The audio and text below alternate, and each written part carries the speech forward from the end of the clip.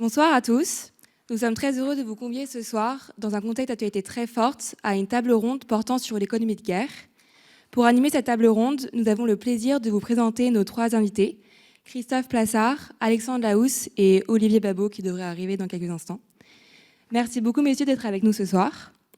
Monsieur Christophe Plassard, vous êtes un homme politique français, élu député de la Charente-Maritime en 2022, et vous siégez au groupe Horizon.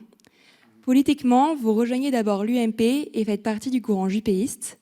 Vous rejoignez ensuite les rangs du parti d'Emmanuel Macron, puis devenez conseiller municipal d'opposition à Royan en 2020. D'abord membre d'Agir, vous rejoignez ensuite le parti d'Horizon d'Édouard Philippe. Vous étiez également rapporteur spécial sur l'économie guerre. Monsieur Alexandre Laousse, vous êtes ingénieur général de l'armement, diplômé de l'école polytechnique et de l'école nationale supérieure de l'aéronautique et de l'espace. En 2008, vous rejoignez l'armée de l'air au sein de l'atelier industriel de l'aéronautique de Cuers-Pierrefeu, au poste de chef des bureaux d'études puis de directeur adjoint, sous-directeur technique de l'établissement. En 2017, vous rejoignez le service d'architecture du système de défense de la Direction générale de l'armement, la DGA. La DGA est l'un des 3 grands subordonnés du ministère des Armées.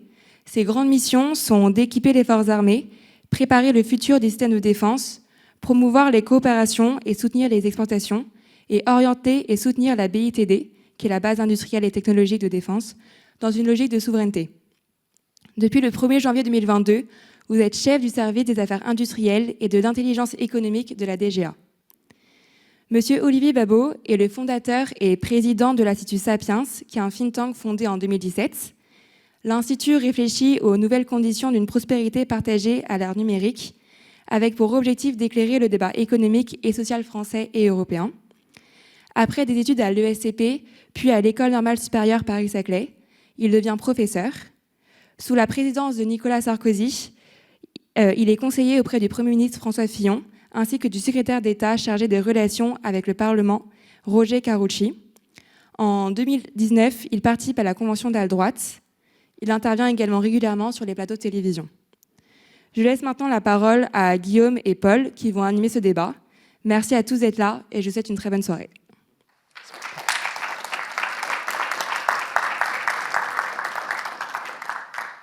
Merci Carla, merci à tous d'être présents ce soir et merci à nos invités d'avoir répondu présent à notre invitation. Peut-être pour commencer cette table ronde, on pourrait revenir sur la déclaration du président de la République de juin 2022.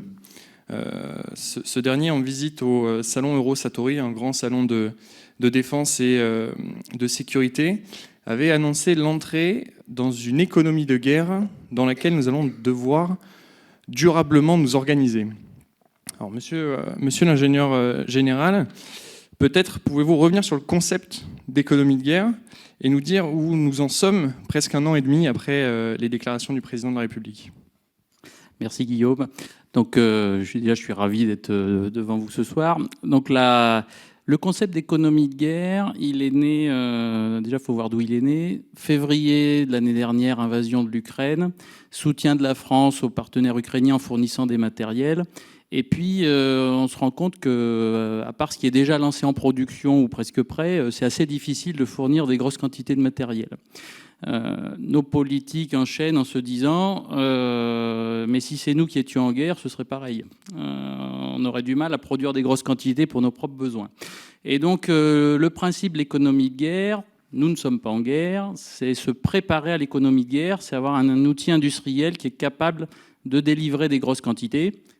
Aujourd'hui, ce serait pour soutenir tel ou tel partenaire, mais aussi dans l'idée que si un jour nous sommes nous-mêmes concernés, on a l'outil qui permet de le faire.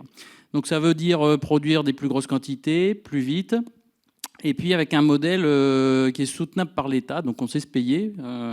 Donc pour être très concret, ça ne veut pas dire on passe à cadence de guerre toute l'industrie maintenant et on produit finalement des tonnes et des tonnes de matériel qu'on va stocker. Déjà, ça coûte cher de passer, à des flux de production très importants. Il y a le risque de surproduire. Dimensionner un outil industriel à x3, s'il produit tout pendant 2 ans et après vous n'avez plus rien à produire, qu'est-ce qu'on fait de cette industrie? Comment on l'alimente? Et puis le problème du stockage. Le but, c'est pas de remplir toutes les cambuses de France et de Navarre avec plein de matériel et puis dire maintenant il faut l'entretenir, le stocker, mais ne pas s'en servir. Donc le concept d'économie de guerre, c'est un équilibre entre du stock. Il faut du stock de matériel, probablement un petit peu plus que ce qu'on a aujourd'hui. Pourquoi? Parce que quand vous avez un conflit, le stock, c'est la seule chose que vous pouvez utiliser tout de suite, c'est ce qui est disponible immédiatement. Un équilibre entre ce stock et une accélération de l'outil industriel, donc une industrie qui est capable d'accélérer à la demande de l'État sur court préavis, et donc plus rapidement que ce qu'on a pu faire l'année dernière.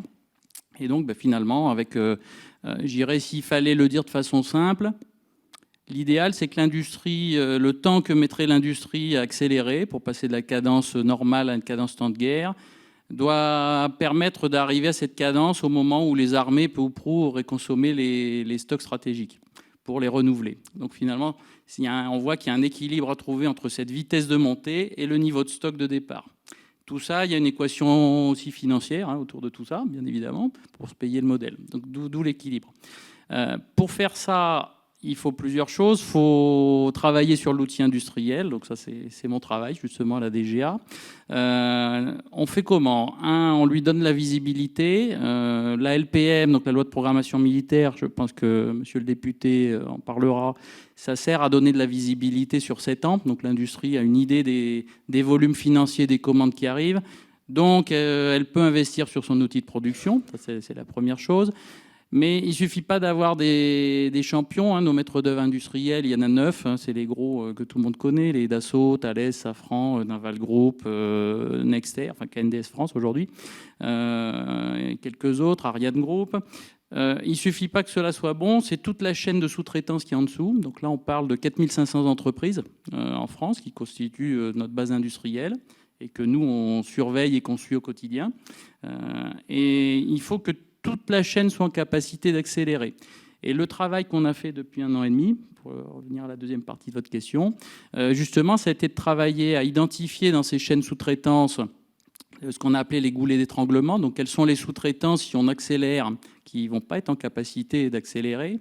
Moi, je ne suis pas très inquiet des grands maîtres d'œuvre industriels. Je citerai l'exemple de Dassault, qui a des grosses commandes de Rafale à l'export. Alors, on n'est pas en guerre, mais il est passé de moins de 1 Rafale par mois à plus de 3 par mois en 6 mois. Donc, Dassault est capable d'accélérer.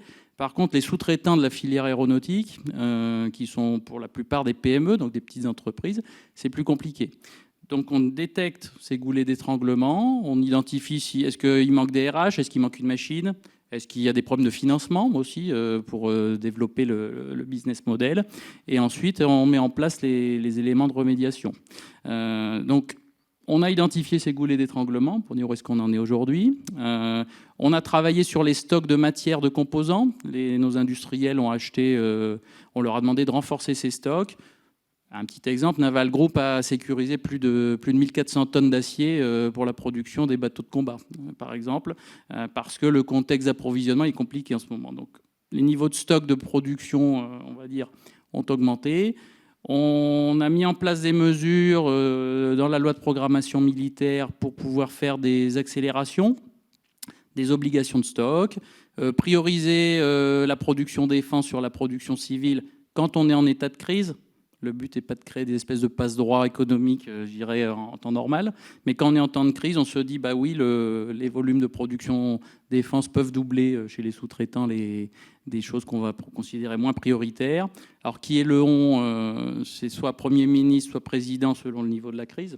Donc, ce n'est pas, je dirais, la DGA qui décide. Mais ceci étant, on a les outils législatifs aujourd'hui pour pouvoir le faire. Et puis, cet outil industriel capable d'accélérer, c'est bien d'avoir des machines, il faut avoir des personnes à mettre derrière. On a créé un dispositif qui est la réserve industrie de défense. Le but, c'est d'aller chercher des personnes qui ne sont pas dans l'industrie de défense, sinon On tourne en rond, ça ne sert à rien. Et qui sont mobilisables, qui sont entraînés avec des jours de réserve. Donc, ils ont un statut militaire pendant quelques jours par an. Ils s'entraînent sur des processus de fabrication de matériel militaire. Et c'est des gens qui vont être rappelables directement. On a des machines, on a des personnes. Il faut de l'argent. Il y a à la fois la loi de programmation militaire, mais il y a aussi tout un travail que je ne vais pas développer là, mais sauf s'il y a des questions après, qu'on a fait au niveau bancaire pour s'assurer que les entreprises de défense puissent accéder à du financement dans un contexte où, il y a quelque temps encore, il y avait, on va dire, un petit peu de déni au travers des travaux de taxonomie à Bruxelles sur le financement de nos entreprises. Donc tout, vous voyez, ce n'est pas un travail sur un point ou un autre. Avoir une économie de guerre, ça nécessite de travailler sur l'outil industriel, les capacités RH. On a des partenariats avec Pôle emploi, donc on a développé, je dirais, on n'est pas dans notre univers fermé. Hein. Et puis la partie économique, donc tout le secteur bancaire. Un petit peu. Oui, vas-y. Et du coup, comme on voit que la question industrielle, ça demande de s'intéresser à tout le chaînon de valeur. Est-ce qu'à l'échelle d'un territoire comme la Charente-Maritime, il y a des enjeux, par exemple, pour garder des sous-traitants sur la production industrielle, les développer? Comment concrètement, à l'échelle d'un territoire, ça se décline, ce genre de grande politique et d'orientation industrielle? Je ne suis pas forcément un bon exemple parce que je ne suis pas sur un territoire très industriel.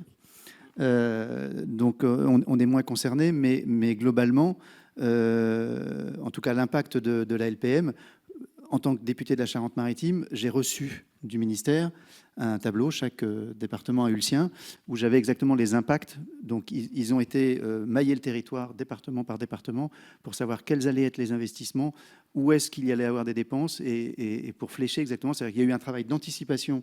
Alors chez moi, c'est surtout des infras, parce que j'ai des bases militaires, enfin une surtout qui est celle de Saint-Agnan, mais je ne suis pas très très loin de l'école de chasse de Cognac ni de la base de Saintes.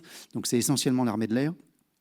Je sais que c'est moi, 100 millions d'euros vont être investis au travers de la LPM dans les infrastructures. Ce qui veut dire que là, en l'occurrence, on va plutôt être sur de l'économie résidentielle et on est presque plus sur du bâtiment que sur de l'économie. Mais ça y participe parce que pour qu'on ait une économie de guerre, il faut aussi qu'on soit capable de monter, on le disait, dans les effectifs. Pour monter dans les effectifs, il faut être capable de tenir ses recrutements, c'est-à-dire qu'on a des objectifs de recrutement au niveau militaire et qu'on a aussi des objectifs de pérennisation des forces, c'est-à-dire de durée des contrats. Et si on arrive à augmenter, je crois qu'on doit être à 5 ans en moyenne, hein, c'est ça? On doit être à 5 ans en moyenne. Si on arrive à faire en sorte que les contrats moyens des militaires soient de 5 ans et demi ou de 6 ans au lieu de 5 ans, ben on arrive à avoir notre masse critique. Et pour avoir ces militaires, et j'en reviens à mes infrastructures, si on a des douches des années 50 et qu'on n'a pas la qualité des infrastructures, ben lorsque vous sortez de Polytechnique, au lieu d'aller vous engager dans l'armée, ce qui est une bonne chose, vous allez dans les salles de marché pour faire du micro-trading. Donc voilà, il y a aussi un sujet qui est, alors c'est plus politique et impalpable, qui est le lien armée-nation et qui est l'intérêt qu'on peut avoir avec la nation, d'où la réserve.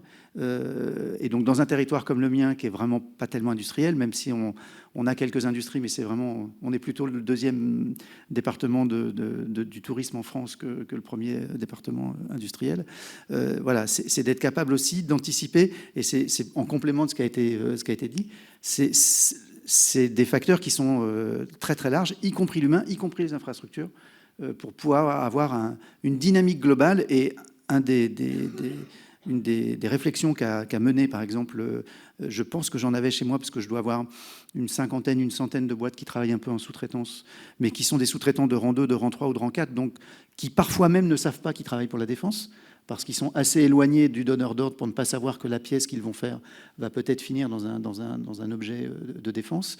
Il y a eu un travail de fait pour déterminer quelles étaient les personnes qui étaient fragiles ou qui pouvaient montrer des fragilités. Et là, ça a été le travail de la DGA d'aller auditer et trouver les points de fragilité de ces entreprises pour les anticiper et pour pas qu'on soit en rupture au moment où justement la cadence va augmenter. Donc moi, je dirais qu'à la fois en tant qu'élu local, j'ai pas un travail de terrain à faire. En tant que rapporteur spécial du budget de la Défense, je peux juste rapporter du travail qui a été fait. C'est essentiellement un travail d'anticipation. Et ce que le président de la République a fait remarquer quand il a pris la parole, c'est que ce travail-là n'avait pas été fait. Il faut savoir qu'on sort d'années et d'années de sous-investissement militaire, que c'est la première fois qu'on termine une loi de programmation militaire, celle qui s'achève, on n'a même pas été tout à fait au bout, qui est respectée à l'euro près. Et donc on a enfin, quand on parlera de financement tout à l'heure, aussi c'est donner de la visibilité, c'est-à-dire qu'on avait une économie, et ça c'est là aussi une bascule importante à faire, on avait une économie de la défense qui fonctionnait essentiellement au bon de commande. Je produis parce que l'État m'a commandé quelque chose. Aujourd'hui, le changement de paradigme qu'essaye de pousser la DGA également, c'est de dire aux industriels, on va dépenser 413 milliards et on vient de vous prouver que quand on dit qu'on va dépenser de l'argent, on le fait vraiment. Donc on va dépenser 413 milliards dans les 7 années qui viennent. Donc vous, en tant qu'industriel, en tant qu'entrepreneur, prenez votre risque et allez investir dans votre outil de production, allez investir en innovation. N'attendez pas que le gouvernement vous passe la commande de telle ou telle chose pour le faire. Donc c'est aussi un changement d'attitude à avoir au niveau du monde de l'entreprise. Ici, en complément de ce que dit monsieur le député, effectivement, le but, c'est de dire la visibilité, elle doit apporter l'entrepreneuriat qui doit après investir lui-même, prendre ses risques pour aller chercher justement cette charge. Nous, ce qu'on fait aussi sur la partie régulateur, c'est qu'on incite et on contrôle que l'industriel de tête va bien décliner ça à tous ses sous-traitants. C'est ce qu'on appelle le ruissellement. Et moi, j'ai des équipes en région, j'ai des équipes dans toutes les régions de défense pour, on va dire, être au contact des entreprises au quotidien. On s'assure, par exemple, qu'on ne se retrouve pas qu'un gros industriel qui aurait une visibilité avec un contrat à 6 ans et que son sous-traitant de rang 3 est à bon de commande avec une visibilité à 3 mois. Pourquoi ? Parce que ce sous-traitant, quand il va voir sa banque pour avoir un crédit, son banquier lui dit « mais vous n'avez pas de business plan, vous avez une visie à 3 mois, donc je ne vous prête pas d'argent ». Donc on est en train de faire en sorte que les largesses que l'État donne en haut de chaîne sont bien répercutées dans toute la chaîne industrielle pour que chaque niveau puisse faire son entrepreneuriat et investir dans son outil industriel.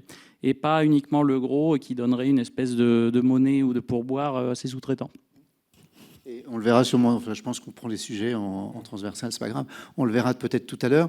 On a quand même 3 armées et on a une problématique qui est plus spécifique à l'armée de terre. Parce qu'effectivement, si on regarde l'aviation, si on regarde la marine, on est sur des gros objets. Et donc là, on a des gros acteurs. Pour faire un bateau, pour faire un avion, en général, on a plutôt des gros industriels. Ils sont moins fragiles.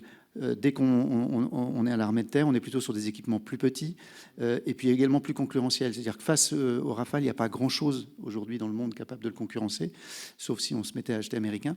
En revanche, lorsqu'on est sur des véhicules, et notamment à l'export, et on a donc un très gros acteur de la possibilité d'aller faire de l'export et d'aller conquérir des marchés sur l'aviation, mais également sur la marine. C'est vrai que s'il s'agit de faire des camions, même si on doit les blinder, j'exagère, je grossis le trait, si on doit les blinder un peu et les rendre un peu plus robustes, il y a quand même un certain nombre de pays qui savent le faire. Donc la concurrence est plus élevée, les volumes sont plus petits, les sommes engagées entre le prix d'un Rafale et le prix d'un char de combat, on a quand même des écarts assez importants, font qu'on a quand même aussi un focus plus particulièrement sur tout ce qui concerne l'équipement des forces de l'armée de terre.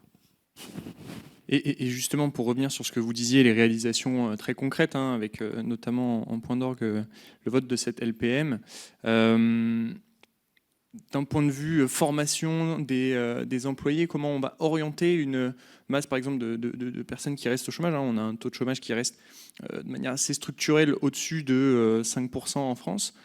Comment on va faire en sorte pour que les différents organismes publics chargés des politiques de l'emploi orientent ces personnes vers les industries, et en particulier vers les industries de la défense? Est-ce que la DGA a un rôle à jouer dans ce domaine ? Alors on multiplie tous les... Alors déjà, on a signé un partenariat avec Pôle emploi. L'idée, c'est qu'on identifie... Alors on ne fait pas ça tout seul, on travaille avec les industriels. Tout ce que je vous dis, on le fait en partenariat avec eux. On a identifié les métiers en tension, qui sont souvent des métiers d'exécution. Les soudeurs, les ajusteurs de précision. Et aussi dans la partie cadre, il y a un certain nombre de métiers qui sont en tension. On a ce partenariat au niveau global et au niveau des régions, comme je disais tout à l'heure, moi, mes équipes travaillent avec les présidences de région, les conseils régionaux, qui développent aussi en local des plans pour soit le retour à l'emploi, soit l'incitation à un certain nombre d'emplois. Donc en fait, oui, on agit sur cette partie-là. Alors nous, on agit en expliquant où sont les besoins pour La visibilité, elle sert aussi à ce que telle ou telle région va dire si j'incite à ouvrir une école de formation ou des formations en alternance dans tel domaine, je ne vais pas créer des chômeurs en plus. Oui, il va y avoir du travail, donc ils vont se faire embaucher. Et puis, on a une autre action qui est très, très en amont. On a travaillé avec l'Éducation nationale pour créer des contenus dans l'éducation civique sur la défense. Mais là, ça, c'est du travail à long terme. Pour un petit peu réinculquer c'est quoi la défense, à quoi ça sert, je dirais, dès le collège et le lycée. Donc ça, c'est un travail qu'on a fait avec des profs d'histoire géo. Donc c'est très multiculturel, on va dire. Voilà. Bonsoir, Monsieur Babot. Bonsoir, monsieur. Merci. Bonsoir, bonjour. Je rajouterais juste sur l'emploi qu'il y a également le travail de formation des armées. Moi, c'est une des choses que j'ai découvertes. Il faut savoir que quand on se retrouve député à l'Assemblée et rapporteur, comme je le suis, du budget de la Défense nationale, c'est absolument pas parce que j'avais une expertise dans la défense. C'est j'allais dire le hasard, mais presque. Des équilibres politiques. Je suis dans le groupe Horizon. On est 4 à la commission des finances. On avait 2 rapports. Le logement était attribué. Il y en avait un autre à aller chercher. On a été chercher celui de la défense parce qu'il nous semblait intéressant, mais j'aurais très bien pu me retrouver rapporteur du budget de la sécurité sociale ou d'autres choses. Donc, je découvre les armées depuis bientôt 2 ans.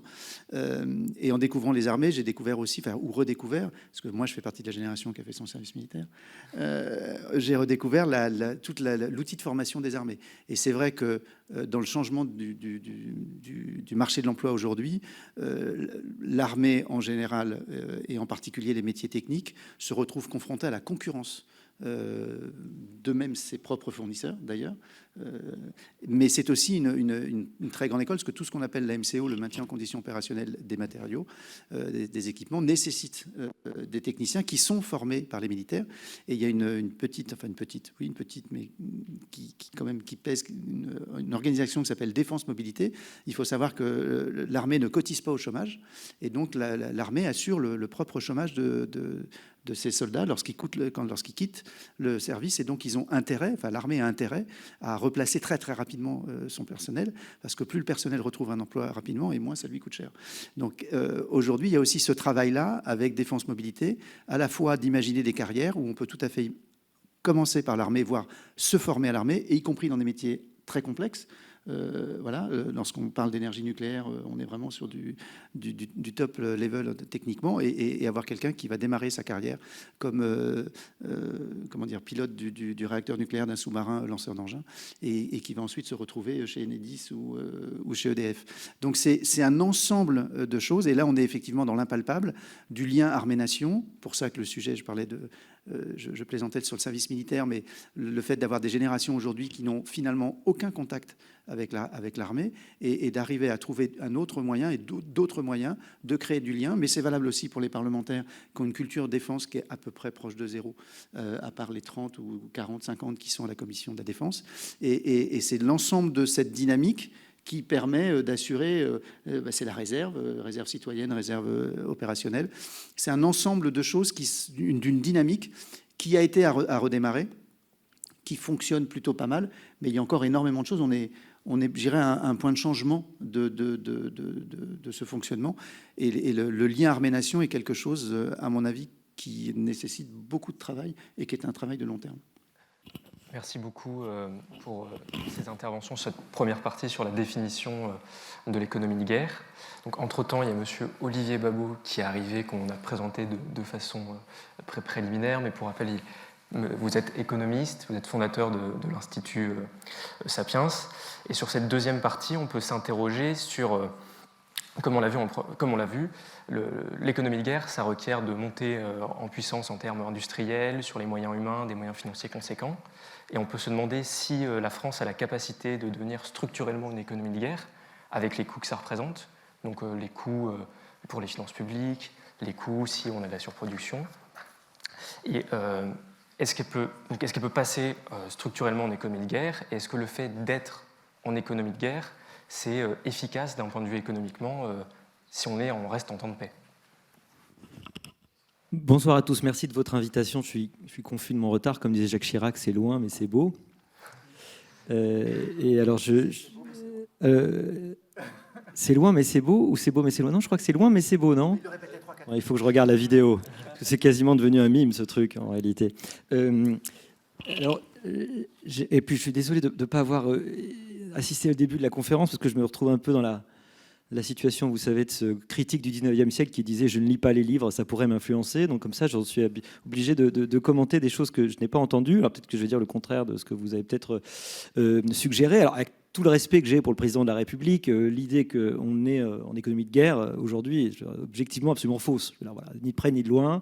Et je pense, sans vouloir démoraliser les troupes, qu'on n'en a pas vraiment les capacités. Je ne suis pas certain que ça serve à grand-chose, mais on va pouvoir en discuter. Alors, je dois dire à ma grande honte, je fais partie des gens qui, du temps où j'étais étudiant à votre place, avaient joué la montre au maximum pour avoir bénéficié de l'exemption du service national, et j'avais bien réussi puisque à dernier moment il m'avait envoyé une lettre en disant bah, c'est fini, c'est terminé, maintenant on veut ou veut plus. J'ai peut-être un petit regret quand même, peut-être quelque chose que j'ai raté, voilà, mais bon, je ne le saurai jamais. Alors la guerre, donc la guerre, un acte de violence destiné à soumettre l'autre à notre volonté, si je ne me trompe pas, c'est la définition canonique. L'économie de guerre, quand on regarde historiquement, elle suppose quoi? Elle suppose la capacité à donner une priorité absolue à un but qui est assez clair face à un ennemi qui est déterminé, qui est identifié. L'ennemi n'est pas vraiment identifié et on a une incapacité complète à faire une priorisation réelle. Alors, quand on entend le gouvernement, la plupart du temps, il dira toujours « nous faisons de cela une priorité ». Oui, mais s'il y a deux priorités, c'est plus une priorité. Si tout est une priorité, rien n'est une priorité. Bon. Et le problème, souvent, de la décision publique, c'est qu'elle est évidemment obligée d'arbitrer entre des injonctions paradoxantes, des injonctions contradictoires. Et donc, il y a la fin du mois, il y a la fin du monde, il y a les ennemis à nos portes, et tout ça, c'est en même temps des priorités. Donc, malheureusement, ça fait beaucoup de priorités à la fois, d'autant plus que, c'est peut-être le deuxième point, une économie de guerre est capable de mesurer, de mobiliser des moyens budgétaires extraordinaires. Historiquement, elle le fait par la création monétaire massive. Il y a toujours quelqu'un qui va payer, on en reviendra après, mais en tout cas, elle est capable de mobiliser des moyens extraordinaires. Or, nous arrivons aujourd'hui à un moment où la France n'a plus aucune marge budgétaire. Voilà, c'est arrivé. Nous ne pouvons plus. Ça fait à peu près 50 ans, je suis un enfant du déficit budgétaire, ça fait pas longtemps de 50 ans, que la France n'a pas présenté un seul budget à l'équilibre. Chaque budget déficitaire se traduit par un petit peu de dette en plus. Alors il y a un truc, on a fêté hier le jour où les femmes commencent à travailler gratuitement. Je ne sais pas si vous avez noté ce truc, qui est en fait une erreur statistique, parce que les vraies différences à travail égal sont de 4% seulement. Mais on pourrait commenter ce fait, mais il y a un truc qui devrait exister, c'est le moment à partir duquel la France vit à crédit. Et je vous annonce que c'est à peu près début octobre. La France vit à crédit, c'est-à-dire que tout le reste, évidemment, est emprunté. Il est emprunté à vous, à vos enfants, à ce que vous ferez plus tard. Aujourd'hui, pourquoi on n'a plus de marge de manœuvre? Parce que jusque-là, on avait soit une capacité de création monétaire massive, ce qui a été fait pendant un moment, ce qu'on appelle le quantitative easing, c'est-à-dire politique monétaire extrêmement accommodante.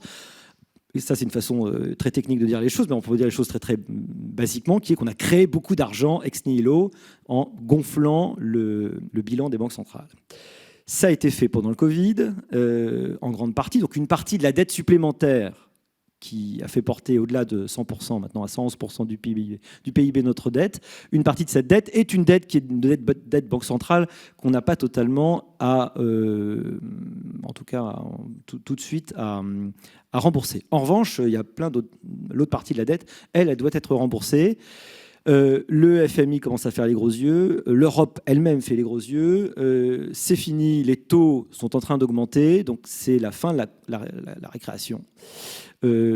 Winter, non seulement is coming, mais il est arrivé en réalité, car maintenant que les taux sont élevés, on ne peut plus jouer au petit jeu formidable qui était que plus on s'endettait, moins on payait cher. Donc maintenant c'est le contraire. Donc en 2023, la charge de la dette, c'est-à-dire uniquement les intérêts d'emprunt, vont s'élever à 50 milliards. 50 milliards d'euros, on n'est pas très loin en fait, du budget de l'éducation nationale. En fait. D'ici 2 ans, ça devrait être, la charge de la dette, le premier budget de l'État. C'est des dizaines de milliards qu'on aurait bien pu mettre ailleurs si on n'avait pas été endetté, mais on est endetté et c'est de plus en plus cher. Et tout débiteur vit aux dépens des gens qui lui prêtent. D'autant plus que tous les 15 jours, en l'occurrence, France Trésor va aller emprunter de l'argent sur les marchés. Donc on est obligé de plaire et de continuer à plaire à nos financeurs. Donc on ne peut pas mobiliser l'argent qu'on aimerait.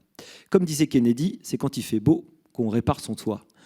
Et ben nous, quand il fait beau, nous on a des polémiques débiles sur la cagnotte, n'est-ce pas ? La cagnotte, c'est quand il y a un trou un peu moins fort dans les dettes publiques, enfin dans les déficits. Donc on appelle ça une cagnotte. Et donc dès que ça allait un petit peu mieux, on s'est empressé, embrassons-nous Folleville, on s'est empressé de dépenser plus. Ce qui fait qu'aujourd'hui, nous avons dansé tout l'été.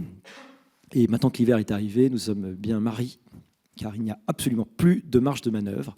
Et c'est pour ça que la réforme des retraites, c'est comme ça que la réforme des retraites doit s'entendre, hein. C'était au départ un moyen d'arriver péniblement à économiser en année pleine 12 milliards par an. In fine, on ne va même pas en économiser 3 ou 4. Elle va coûter beaucoup plus cher. Un an de psychodrame absurde pour arriver absolument à rien. Mais on est obligé aujourd'hui d'avoir une trajectoire budgétaire. Jusque-là, les trajectoires, moi, j'étais en cabinet ministériel du temps de Sarkozy, en 2008. Je me souviens déjà, on jurait la main sur le cœur que vraiment, là, la trajectoire budgétaire, ça, cette fois-ci, c'était du sérieux. Mais la trajectoire budgétaire, vous savez, jusque-là, c'était un peu comme les régimes. C'est le truc, ça y est, on va commencer, on va s'y mettre, et vous allez voir, ça va dépoter. Hein, ou alors, c'est un peu comme vous savez, les business plans de start-up. La première année, c'est difficile. La deuxième année, c'est difficile. Mais vous allez voir. Alors, dans 5 ans, alors là, ça rase gratis. Ça n'a jamais marché. Il y a toujours une très, très bonne raison pour ne pas le tenir. Alors, aujourd'hui, il va y avoir une très bonne raison. On va vraiment devoir le tenir. Ça veut dire qu'on n'a quasiment pas de marge de manœuvre. Il faudrait, pour pouvoir mettre les moyens nécessaires dans la défense, nécessaire à une économie de guerre, qu'on puisse prodigieusement économiser, puisqu'on n'a plus le levier monétaire et on n'a pas le levier budgétaire non plus. Donc, on ne peut plus créer d'argent. Ça m'étonnerait que la BCE veuille maintenant, après en avoir tant fait, et on ne peut pas avoir ces maths budgétaires. Donc on n'a pas du tout la marge de manœuvre. Peut-être justement pour revenir sur ces marges de manœuvre budgétaires, donc vous pensez qu'on ne va pas être en capacité de tenir l'échéancier prévu par la loi de programmation militaire ? Vous avez regardé que si vous écoutez bien notre ministre de l'économie, ils cherchent de l'argent de toutes les façons possibles. Ils ouvrent tous les tiroirs, ils grattent. Ils disent putain, est-ce qu'on y a 50 millions peut-être ici, peut-être 1 ou 2 milliards, mon Dieu. Mais c'est très très difficile. Visiblement, c'est très difficile. Tiens, du temps où j'étais en cabinet, il y avait déjà ce qu'on appelait la RGPP. Révision générale des politiques publiques, qui avait tout mouillé, qui était parvenu à économiser 9 milliards en année pleine. Et un petit peu. Ouais. Le problème est toujours le même, c'est que quand vous demandez à l'État de réformer l'État, c'est demander à la dinde de préparer Noël. Ça ne peut pas fonctionner. François Hollande a fait la même chose. Il a fait un plan spécial d'économie, de simplification. Ça ne marche jamais. Il y avait une grande loi de simplification, je crois que c'était en 2014.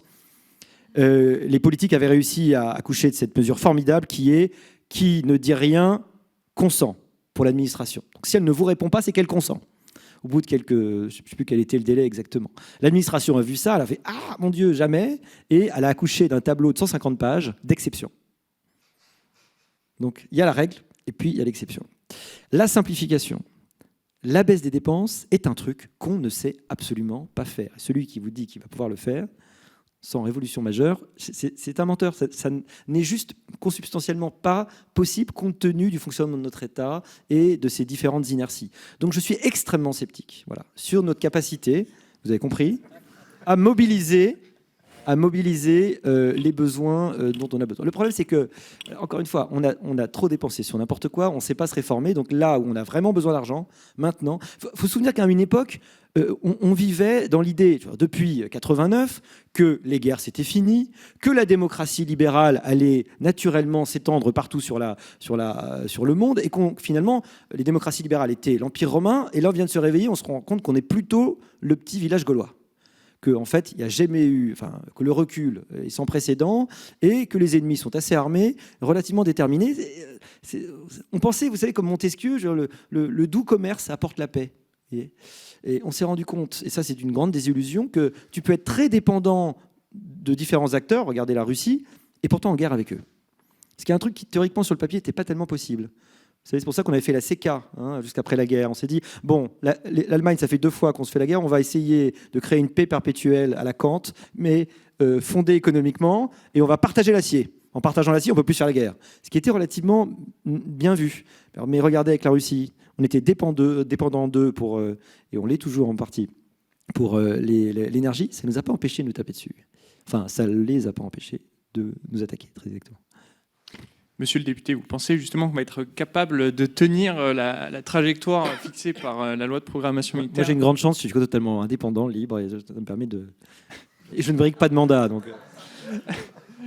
Pensez-vous que le gouvernement sera capable de tenir la trajectoire budgétaire fixée par la loi de programmation militaire tout en ramenant le déficit en dessous de 3% en 2027, c'est l'objectif. En 2027, tout à fait. Alors, je ne peux pas vous dire non. Si je vous fais une réponse de politique et que je suis dans la majorité et que je vote le budget, je ne peux pas vous dire d'un côté, non, on ne va pas y arriver, mais je l'ai voté pour que ça arrive. Il y a des choses qui sont... Alors, j'appréciais l'optimisme de mon voisin. Et en même temps, il faut être réaliste, et je suis d'accord avec vous. C'est évident qu'on a très très peu de marge de manœuvre, on le sait. Malgré tout, factuellement, on sort d'une LPM qui a été respectée. Et donc cette difficulté, même si l'argent a été facile ces dernières années, mais vous évoquez des années de déficit, c'est depuis Raymond Barre. Donc je pense que là, c'est pas une histoire de couleur politique, c'est pas une histoire de... D'ailleurs, j'ai accusé personne. Hein. Oui, non, mais c'est tous depuis Raymond Barre. Voilà. Le dernier à avoir été à peu près vertueux. Donc voilà. Maintenant, si on regarde factuellement et si on est sur les sujets de défense comme on les évoque là, la LPM a été respectée. La première année de la nouvelle LPM, déjà, on la respecte. Et puis, il y a un certain nombre d'éléments qui peuvent nous aider, et c'est sur lesquels moi j'essaye d'agir très modestement, c'est de faire en sorte que ça puisse aussi déclencher des choses qui ne soient pas uniquement de notre responsabilité, qui ne dépendent pas uniquement de la façon dont on vote le budget. Et c'est là que je me retourne vers la DGA et vers nos industriels. Quand on donne de la visibilité en disant on va dépenser 413 milliards sur la programmation qui arrive, qu'on vous prouve qu'on l'a fait sur les années précédentes et qu'il y a tout l'accompagnement qu'on a évoqué tout à l'heure, que ce soit humain, matériel, logistique, technique, technologique, etc., on ouvre aussi et on aide nos entreprises à aller à l'export. Et on avait le débat, par exemple, hier soir. Je donne un exemple, ça me vient comme ça, puisqu'on a voté le budget de la défense hier soir. Enfin, on l'a voté jusqu'à 23h45, jusqu'à l'arrivée d'Elisabeth Borne, qui a mis un terme au débat, mais qui, du coup, a voté quelque chose, puisque, sauf si la motion de censure, qui ne passera pas demain ou après-demain, est votée, le budget est figé. Et pour ce qui est de la défense, en tout cas de la mission défense, je pense que c'est un bon budget, avec un amendement sur lequel je me bats depuis, j'allais dire des années, mais presque maintenant. On en reparlera tout à l'heure en parlant de financement. Bref, on avait un débat hier et on avait un charmant député d'LFI. Non, là en l'occurrence c'était le RN, mais en général... Sur ces débats-là, ça se vaut presque. Qui nous disait l'A400M est un super avion.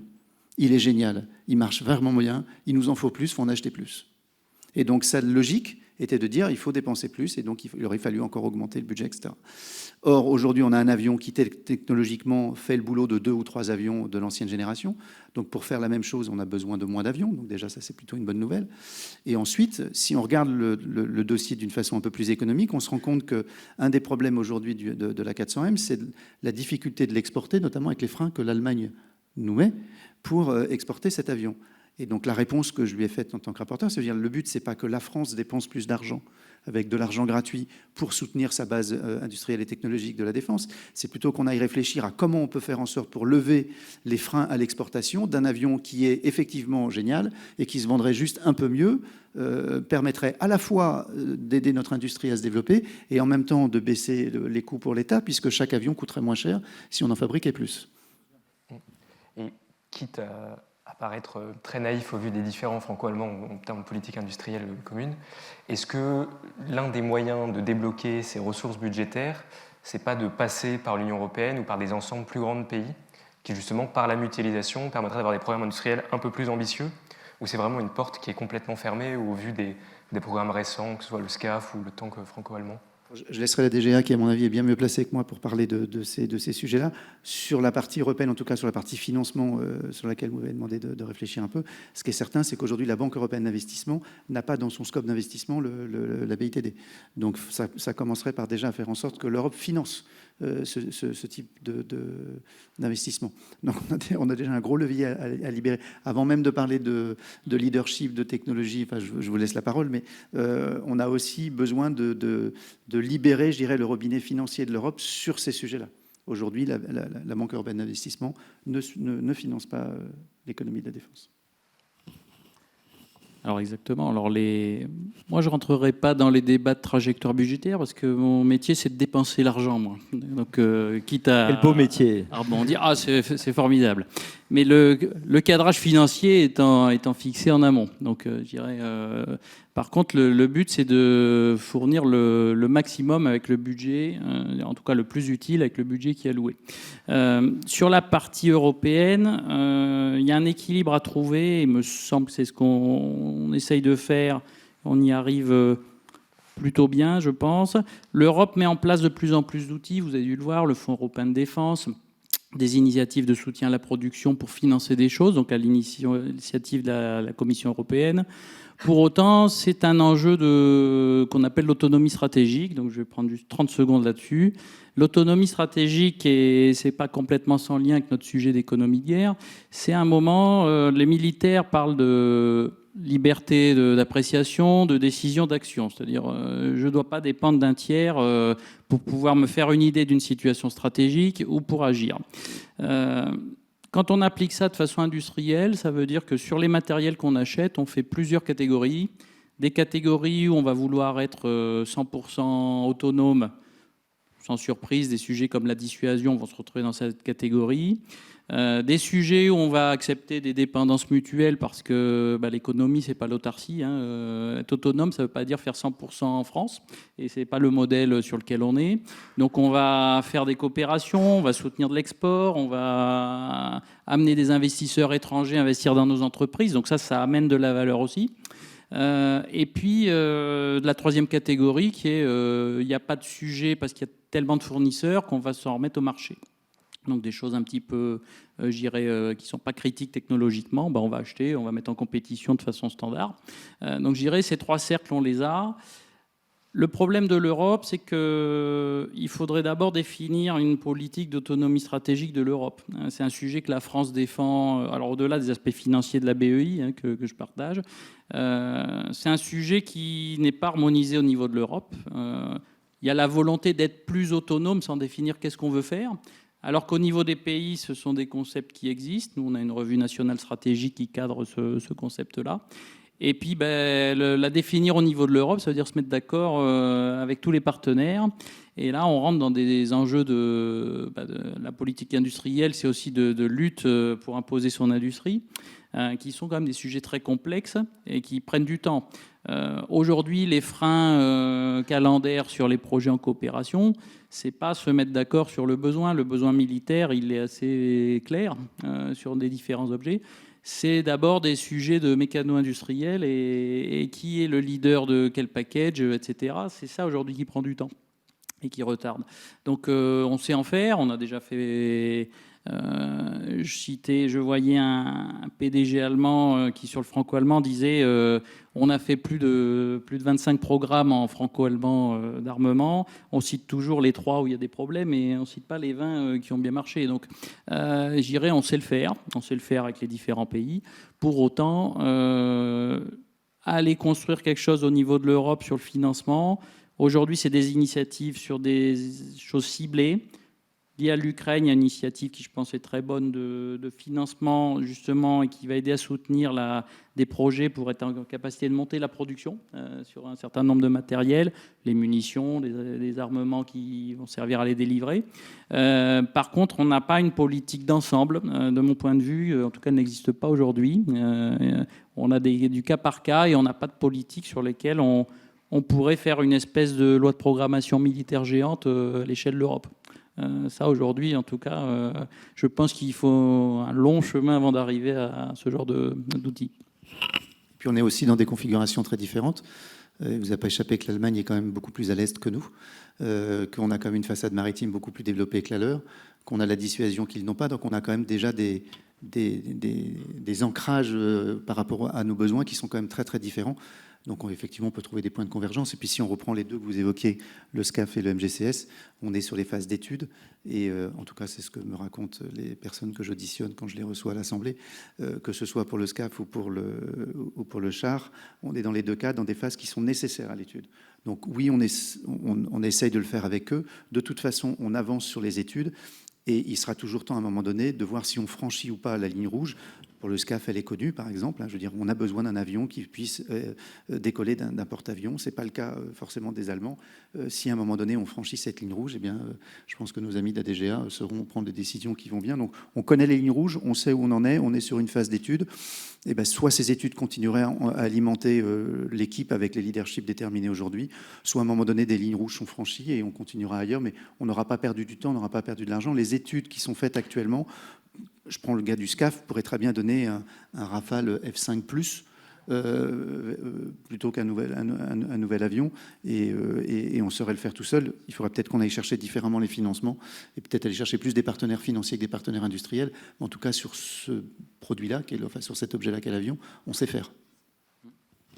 Est-ce que, justement, pour parler du SCAF, le développement conjoint avec d'autres pays européens n'est-il pas contraint par les marges de manœuvre, là pour le coup, financières des différentes entreprises, au vu du coût de la R&D pour ce type d'engin? Est-ce qu'on n'est pas contraint de le développer avec les Allemands juste pour des questions purement économiques, en dépit de questions purement opérationnelles, puisqu'on n'a pas les mêmes besoins, avec des besoins de projection beaucoup plus forts en France, une orientation beaucoup plus continentale en Allemagne? Est-ce que ça a un vrai sens, même de manière générale, d'opter toujours pour l'Allemagne plutôt que pour l'Italie, l'Espagne, le Royaume-Uni, qui ont peut-être des besoins plus proches des nôtres, avec lesquels les industries de défense semblent un peu plus compatibles a priori? Alors l'Espagne est aussi dans le SCAF, donc on est à 3 pays. On a plein de coopérations avec l'Italie, on coopère avec tous ceux qui veulent coopérer. Bon, il ne vous a pas échappé que l'Angleterre a lancé son propre projet concurrent du SCAF, donc il ne faut pas exclure sur ces programmes au long cours qu'il y a un jour un point de rejointe aussi entre ces programmes. En tout cas, ce n'est pas une option qu'on écarte. C'est pas l'option d'aujourd'hui, mais je pense qu'il faut pas fermer la porte à ce genre de choses, parce que les coûts de développement de ce genre de programme sont très élevés. Vous parliez de limites par les marges manœuvres des entreprises. Il faut être conscient que sur les programmes d'armement, la R&D, elle est payée par les États. C'est pas les entreprises qui autofinancent la R&D pour des raisons économiquement qui sont logiques. Le marché est quand même fermé, contrôlé, il faut des autorisations pour tout. Les conditions ne sont pas d'un marché ouvert qui fait que l'entreprise prend son risque et dit je vais aller proposer un produit. Il faut une autorisation pour produire de l'armement, il faut des autorisations pour l'exporter. Donc le modèle économique est quand même particulier, et c'est ce qui fait que la R&D, il y a des briques technologiques qui sont autofinancées par les entreprises, qui développent, heureusement, mais tout ce qui est R&D des programmes, c'est pas les entreprises. Donc en fait, les limites des marges de manœuvre sont les nôtres, pas celles des entreprises, sur cet aspect-là. Et justement, pour rebondir sur ce que vous disiez, parce que la nécessité, elle est d'un point de vue R&D, et j'entends ce que vous dites. En revanche, il est acquis qu'on ne va pas pouvoir continuer avec autant d'avions de combat différents produits en Europe, et qu'il n'en restera qu'un vraisemblablement après la prochaine phase de développement. Est-ce qu'on n'a pas fait ce mariage de manière un peu contrainte, de façon à ne pas frustrer les uns et les autres, plutôt que de laisser libre cours au meilleur des deux? Alors, il faut être conscient que quand on se lance aussi dans des projets en coopération, ça a été un peu dit aussi par monsieur le député, le but, c'est de rallonger les séries. Donc, c'est quand même, on fait deux choses. On partage les coûts de développement. Donc, ça, je dirais... au-delà de l'aspect politique de la coopération, on est aussi un peu vénal, ça permet de partager la dépense. En rallongeant les séries, on réduit le coût unitaire des produits qu'on achète. Donc en fait, on a un intérêt économique à coopérer. Même si le fait d'être à plusieurs augmente la complexité du produit, la balance à la fin, elle est quand même positive au final. Donc en fait, sinon, on n'aurait pas tellement d'intérêt. Ce qu'on fait, bien évidemment, c'est que toutes les briques technologiques qu'on développe, et c'est à ça que sert d'avoir une administration comme la DGA qui, je rappelle, comporte quand même plusieurs milliers d'experts techniques, je dirais dans les différentes disciplines, c'est de construire des plans pour gérer l'imprévu, justement, et toutes les situations possibles. Et donc, comme ça a été dit, d'avoir un plan B qui n'est pas forcément public et qui n'est pas forcément connu, mais qui dit si le scénario ne se passe pas comme prévu, nos armées ne vont pas se retrouver sans matériel. Donc je dirais c'est notre travail, ça, de prévoir les différents scénarios, d'anticiper les menaces. Vous parliez d'ennemis qui n'est pas connu, mais c'est notre travail aussi de se dire c'est quoi la menace dans 5 ans, 10 ans, 15 ans. Et donc, il y a des gens dont c'est le métier de faire ça. Peut-être qu'on peut passer sur un troisième temps qui était en filigrane, la question du financement de cette économie de guerre. Peut-être plus précisément une question pour vous, monsieur le député, qui a travaillé sur cette question dans votre rapport, avec une mesure destinée à flécher l'épargne des Français. Est-ce que vous pouvez nous en parler plus largement de la question du financement par la mobilisation de la population nationale? Alors, c'est pas exactement ça. Oui, c'est un petit bout, mais c'est une partie du bout. Moi, j'ai fait plusieurs rapports. J'ai le rapport budgétaire qui consiste à le rendre tous les ans sur le PLF. On vient de sortir celui de 2024. Et lorsque j'ai fait mon premier rapport budgétaire sur le budget 2023, est apparu, puisque ce que je disais tout à l'heure, en étant un élu de la nation, on ne peut pas être expert sur tous les sujets, bien qu'on vote tous les budgets. Donc forcément, on est amené à se spécialiser sur des thématiques. Il se trouve que moi, c'est la défense, et que j'ai donc mené beaucoup d'auditions, et que par ailleurs, on se forme aussi, comme vous. Moi, je fais l'IHEDN cette année, mon collaborateur fait l'école de guerre-terre. Enfin voilà. Après, on va aller chercher de la compétence, et normalement, on essaye d'être un peu moins mauvais au fur et à mesure des années. Bref, tout ça pour dire que dans le premier rapport, ce qui a émergé assez rapidement, c'est une vraie difficulté de financement. D'autres rapports avaient été faits avant moi, je pense à celui de Jean-Louis Thiriot notamment, où notamment dans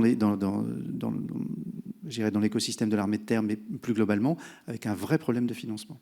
C'est-à-dire qu'aujourd'hui, les entreprises, je le résume comme ça, qui font du kaki, sont difficilement finançables.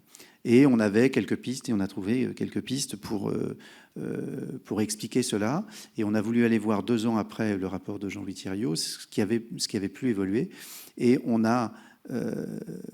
alors c'est multifactoriel. Mais notamment, on a des financeurs, donc des banques, qui ne vont pas aller financer des entreprises pour de bonnes raisons, parce que les entreprises ne sont pas rentables. Et là, on tombe sur des entreprises qui, elles peuvent faire le meilleur objet de la Terre. Si sa production n'est pas rentable, si le modèle économique ne fonctionne pas, c'est pas parce que je produis un super outil qui peut servir aux armées.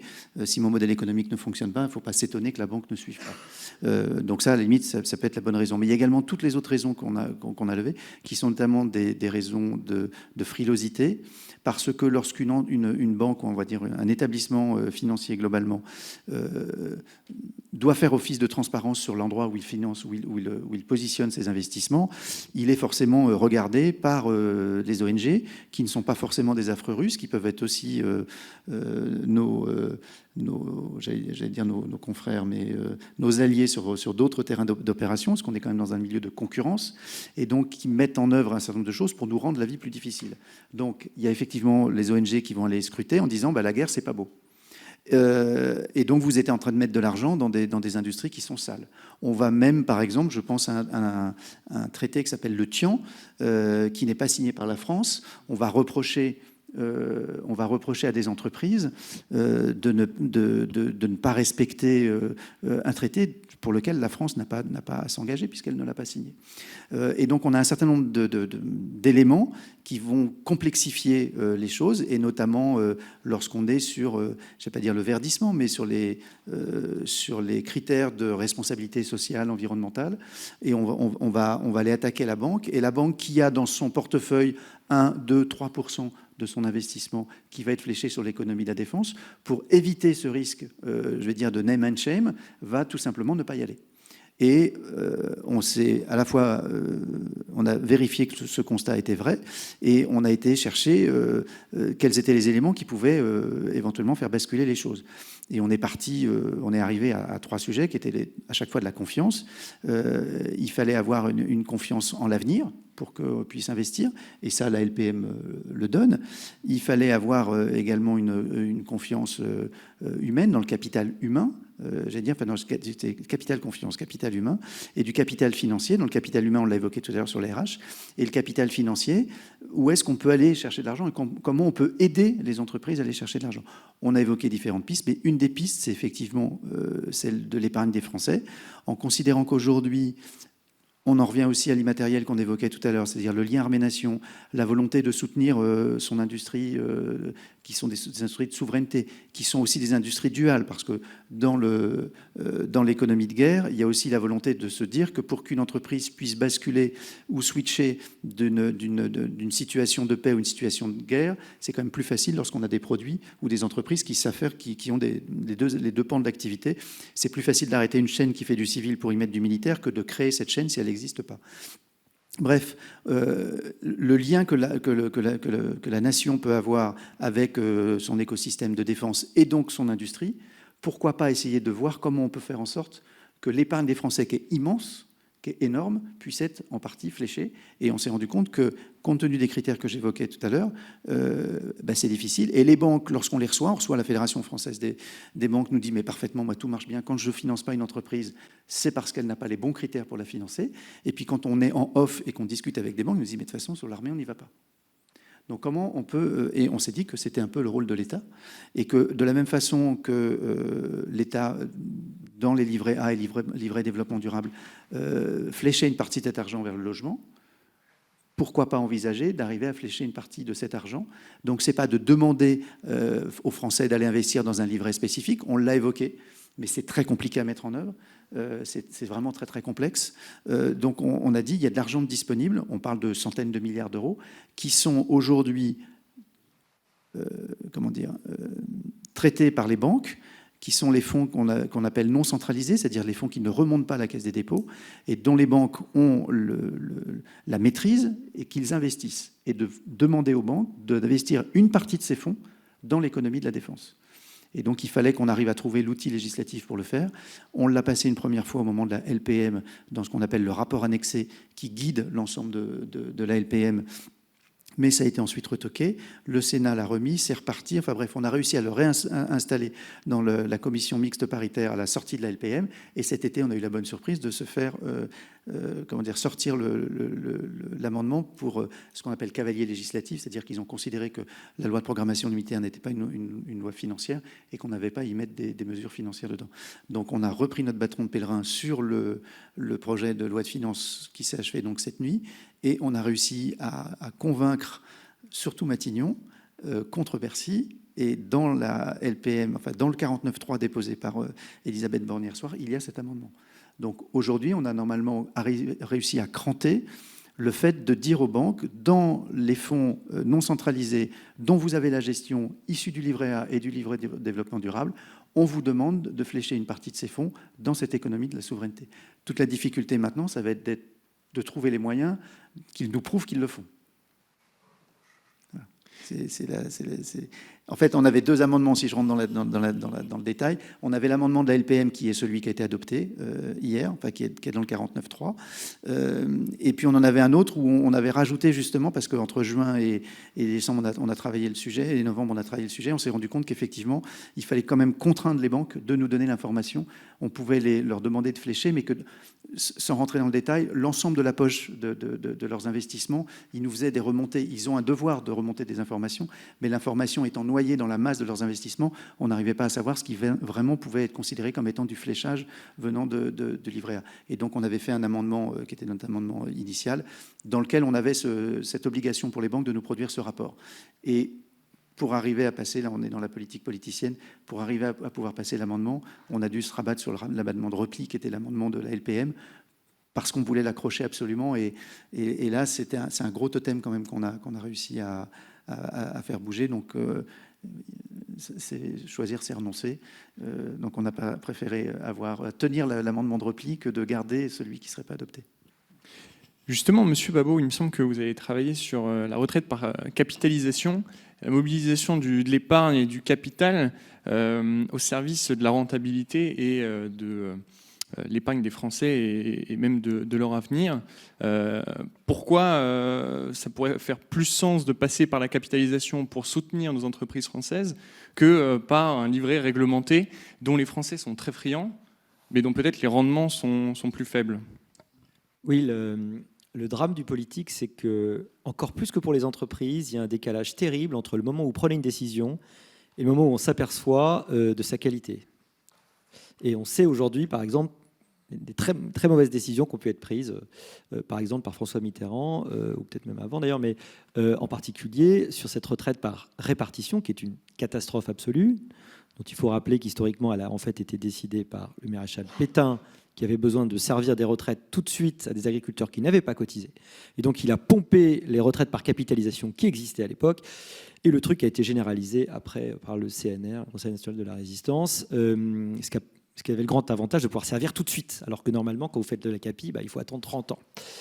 On a fait des propositions chez Sapiens pour essayer de réintroduire une partie de capitalisation, parce que évidemment, vous savez de quoi on parle. L'idée de la capitalisation, c'est qu'on va pouvoir mettre de côté, l'argent va fructifier, et du coup, vous allez avoir un peu plus. Même beaucoup plus à la fin. Vous savez que c'est Patrick Artus qui a fait ce calcul terrible. Vous mettez 1 euro dans le système par répartition en 1980. Aujourd'hui, vous avez 2 euros. Ce qui est déjà pas mal, parce que ce taux va baisser, malheureusement. Le ROI va baisser. Bientôt, tu mettras 1 euro, tu auras 0,80 à la fin si tu es content. Plutôt votre génération, ça d'ailleurs. Désolé. En revanche, tu mets 1 euro dans le système par capitalisation en 1980. Aujourd'hui, tu as 22 euros. Ben oui, parce que forcément, ça travaille, ça fait des petits.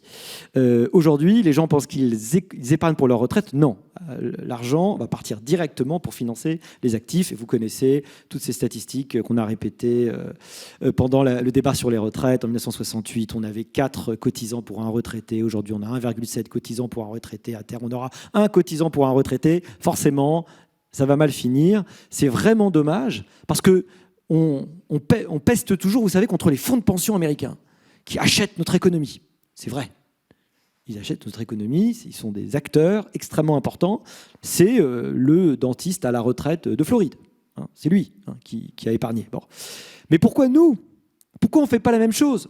Et moi, j'essaye en permanence, quand je vais de temps en temps dans les médias, mettre les gens dans leurs contradictions. Alors, il paraît que les actionnaires se gavent. D'accord ? C'est des dividendes, ils se gavent. Mais alors, gavons-nous ? Nous, tous les Français. Pourquoi on ne se gaffe pas, nous tous ? Pourquoi on n'y va pas ? Ah oui, mais c'est trop risqué. Ah non, donc c'est risqué alors. En vrai, le placement le plus intéressant à terme, jusque-là, si vous regardez, c'était la bourse. C'était là qu'il fallait se placer.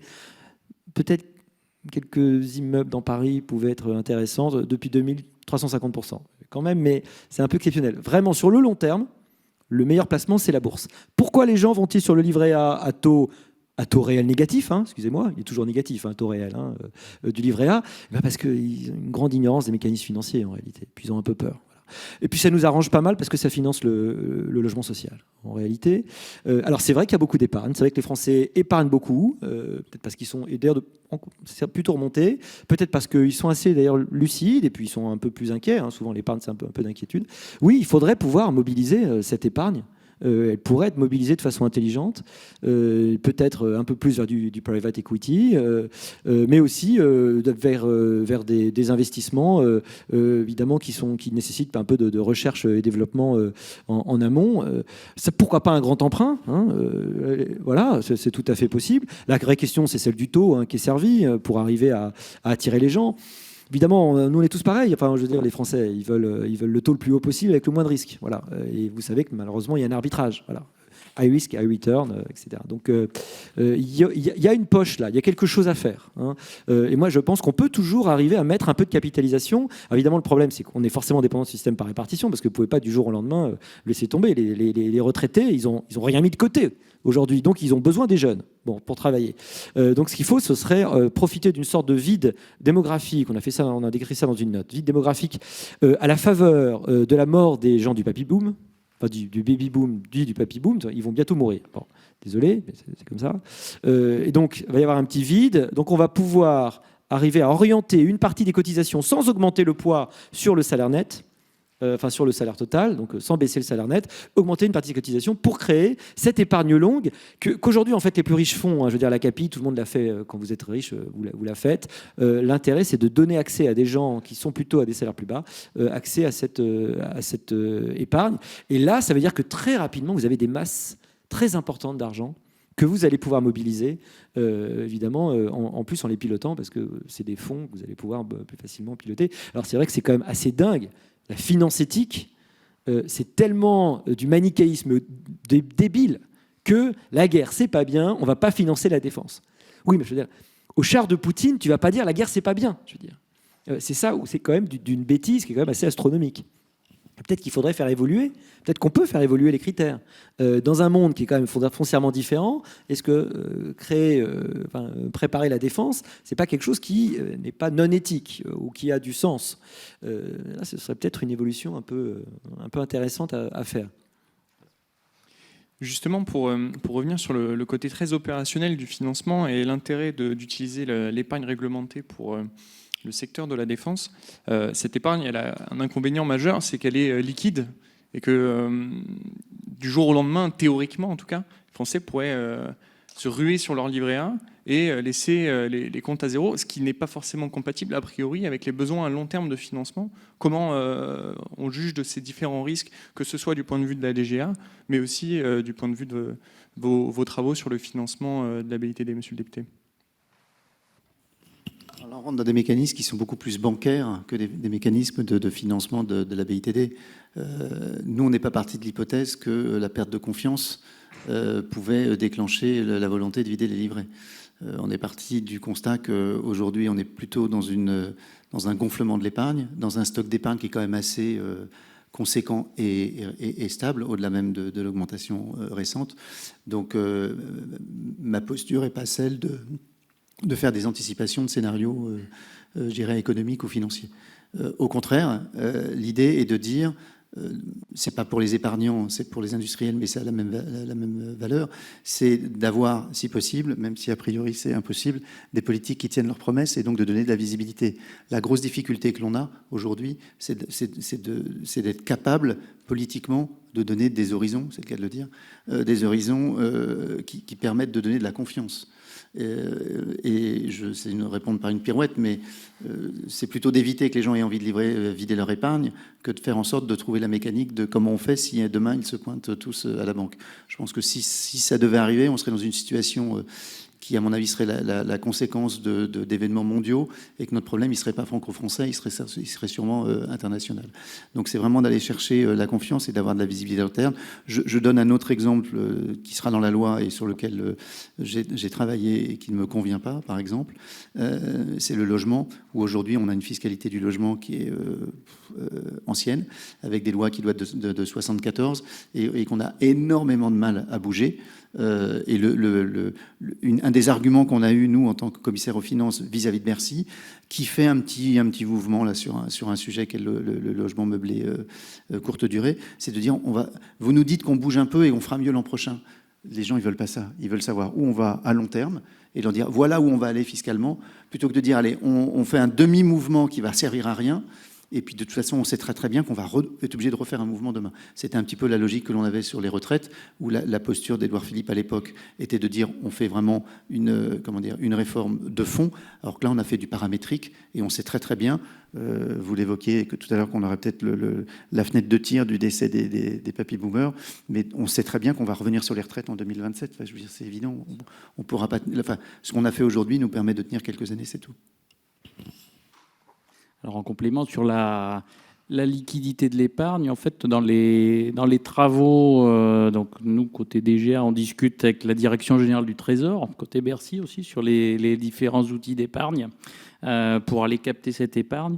Et il n'y a pas l'idée, pas forcément que l'image du livret A, il y a des idées avec des outils financiers sur des investissements à durée, donc sur du plus long terme, des fonds. Il y a l'idée c'est d'avoir plutôt une panoplie qu'un outil unique en déclinant le concept. Il y a l'idée d'avoir des fonds de fonds qui vont permettre, avec une masse plus importante, d'aller alimenter des fonds qui, eux, vont faire les investissements opérationnels et qui peuvent avoir des mécanismes de retour pour s'il y a des épargnants qui veulent récupérer l'argent qu'ils ont placé. Donc finalement, je pense qu'il ne faut pas avoir que l'idée du livret en tête. Je pense que la mécanique et là, je rejoins ce qui a été dit. La panoplie va s'adresser plutôt à des typologies de populations différentes. L'éducation mécanique financier va permettre de tirer vers des investissements à durée plus longue aussi. Et moi, je pense que c'est notre intérêt parce que tant le développement industriel que la R&D, c'est pas du placement à l'année, quoi. C'est effectivement des placements à 5 ans, ce genre d'horizon. Voilà. Pour la R&D.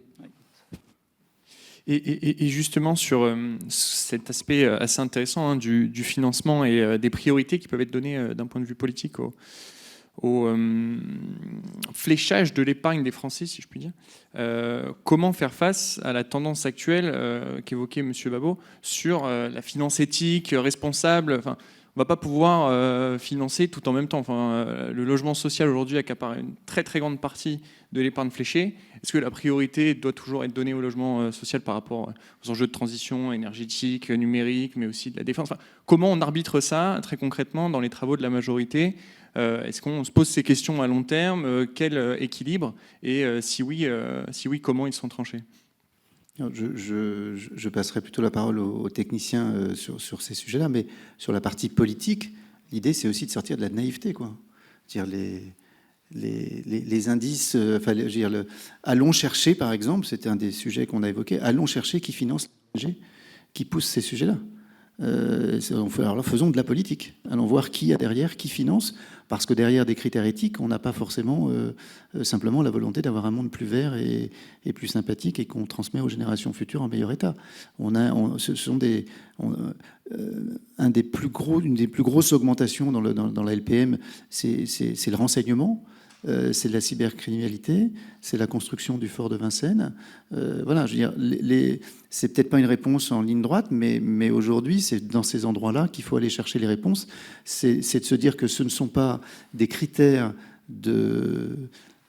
sociaux de finances éthiques, ce sont des outils également, ce sont aussi des outils de manipulation, de guerre économique, et qu'il faut aller mener la guerre également sur ce front-là.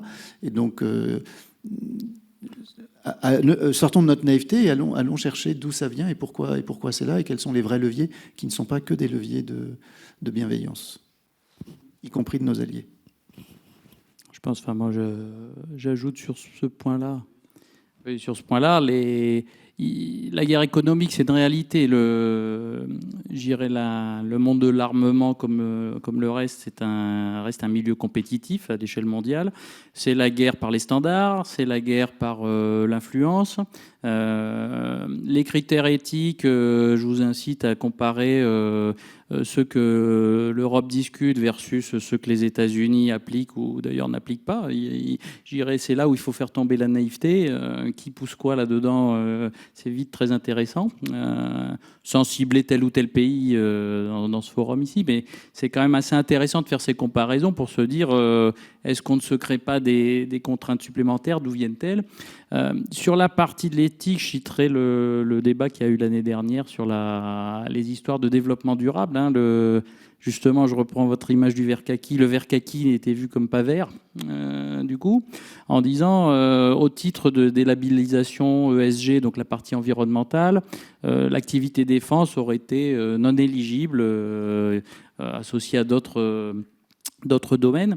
Ça a donné lieu à... On a fait beaucoup de travail sur ce sujet-là, aussi de notre côté avec l'administration à Bruxelles, pour expliquer que le développement durable, pour se développer, la base, c'est quand même la stabilité économique, donc la stabilité tout court. La défense, on peut dire ce qu'on veut, c'est une mission régalienne au départ. Elle sert à assurer une stabilité dans un environnement. Donc, tout ce débat, on l'a eu. Le débat entre est-ce que les textes réglementaires de Bruxelles font du droit ou de l'éthique. C'est des choses qu'on a discutées avec les gens à Bruxelles. On leur a dit, vous devez faire du droit.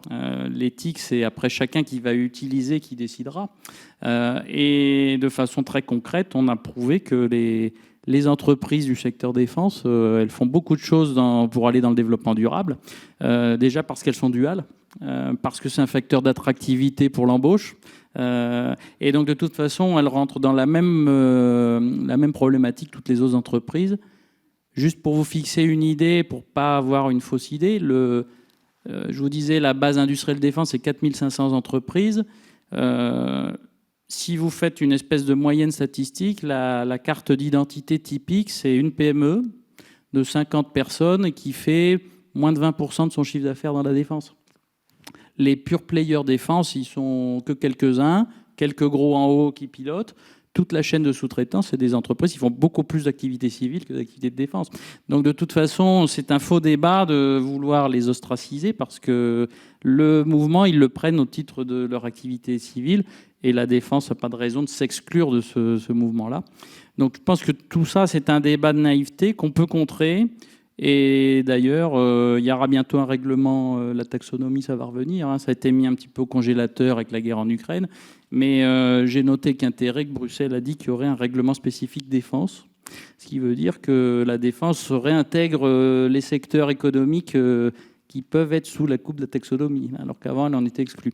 Donc tout ça, c'est du combat aussi pour ne pas se faire imposer des exclusions qui empêchent de se financer à la fin. On a auditionné Thierry Breton qui nous a dit « tant que je serai là, jamais ». Mais il n'est pas éternel. Hein. Peut-être vous voulez rebondir. Je pensais, on est en train de découvrir, avec un peu l'expérience maintenant, qu'on peut prendre des décisions complètement stupides et les tenir collectivement assez longtemps. C'est-à-dire, il y a quand même à avoir pas mal d'expérience pour le nucléaire, par exemple. Donc on a pensé qu'on allait pouvoir faire du tout énergie renouvelable. Regardez l'Allemagne qui annonçait que finalement... On n'allait pas pouvoir sortir du charbon en 2030 et qu'il ne pouvait pas trop donner de date. Il y a un autre truc complètement fou qu'on a pensé à un moment, c'est qu'on allait pouvoir avoir une économie uniquement de services, sans industrie. Les industries, c'était hyper sympa de les envoyer à l'autre bout du monde. Et là encore, on se rend compte que c'était complètement stupide. La même chose, imaginez qu'on peut garder son indépendance en défense. C'est d'une naïveté qui est quand même assez confondante. Et s'il y a bien un truc que l'histoire des civilisations apprend, c'est que celui qui a la meilleure technologie est celui qui a la domination militaire et économique. Regardez Azincourt et Crécy avant. Si on perd face aux Anglaises, parce qu'ils ont des longbows qui tirent 12 flèches par minute, et nous on a des arbalètes qui en tirent moitié moins.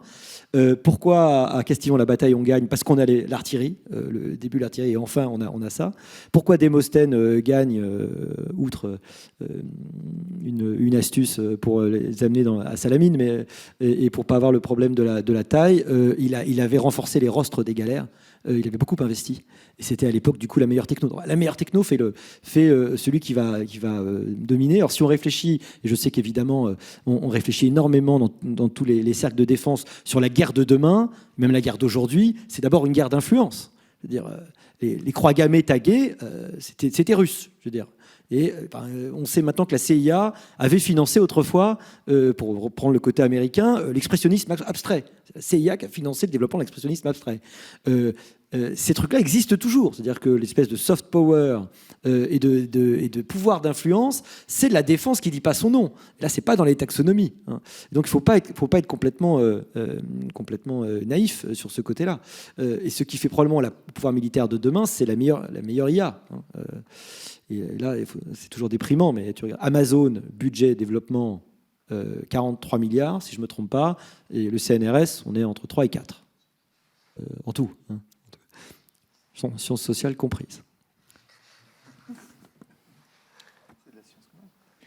Sociale. Peut-être, à moins que vous ayez d'autres remarques à ajouter, peut-être qu'on peut passer au temps des questions du public.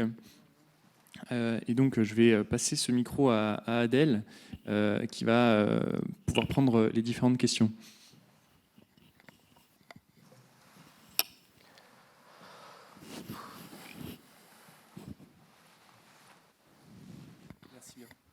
Bonsoir messieurs, merci pour vos interventions.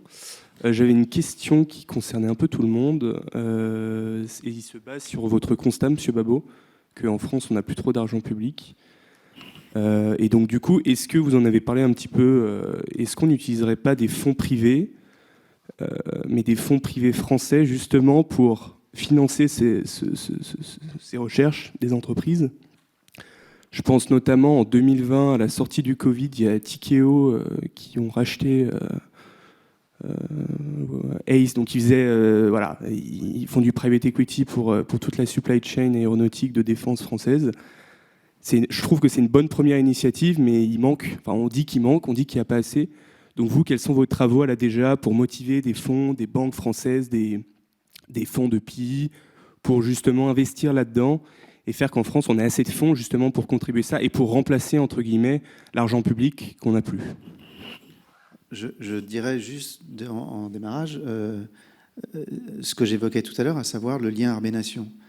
Et si aujourd'hui on a ce débat-là à HEC et qu'on parle de ces sujets-là, c'est déjà un gros progrès.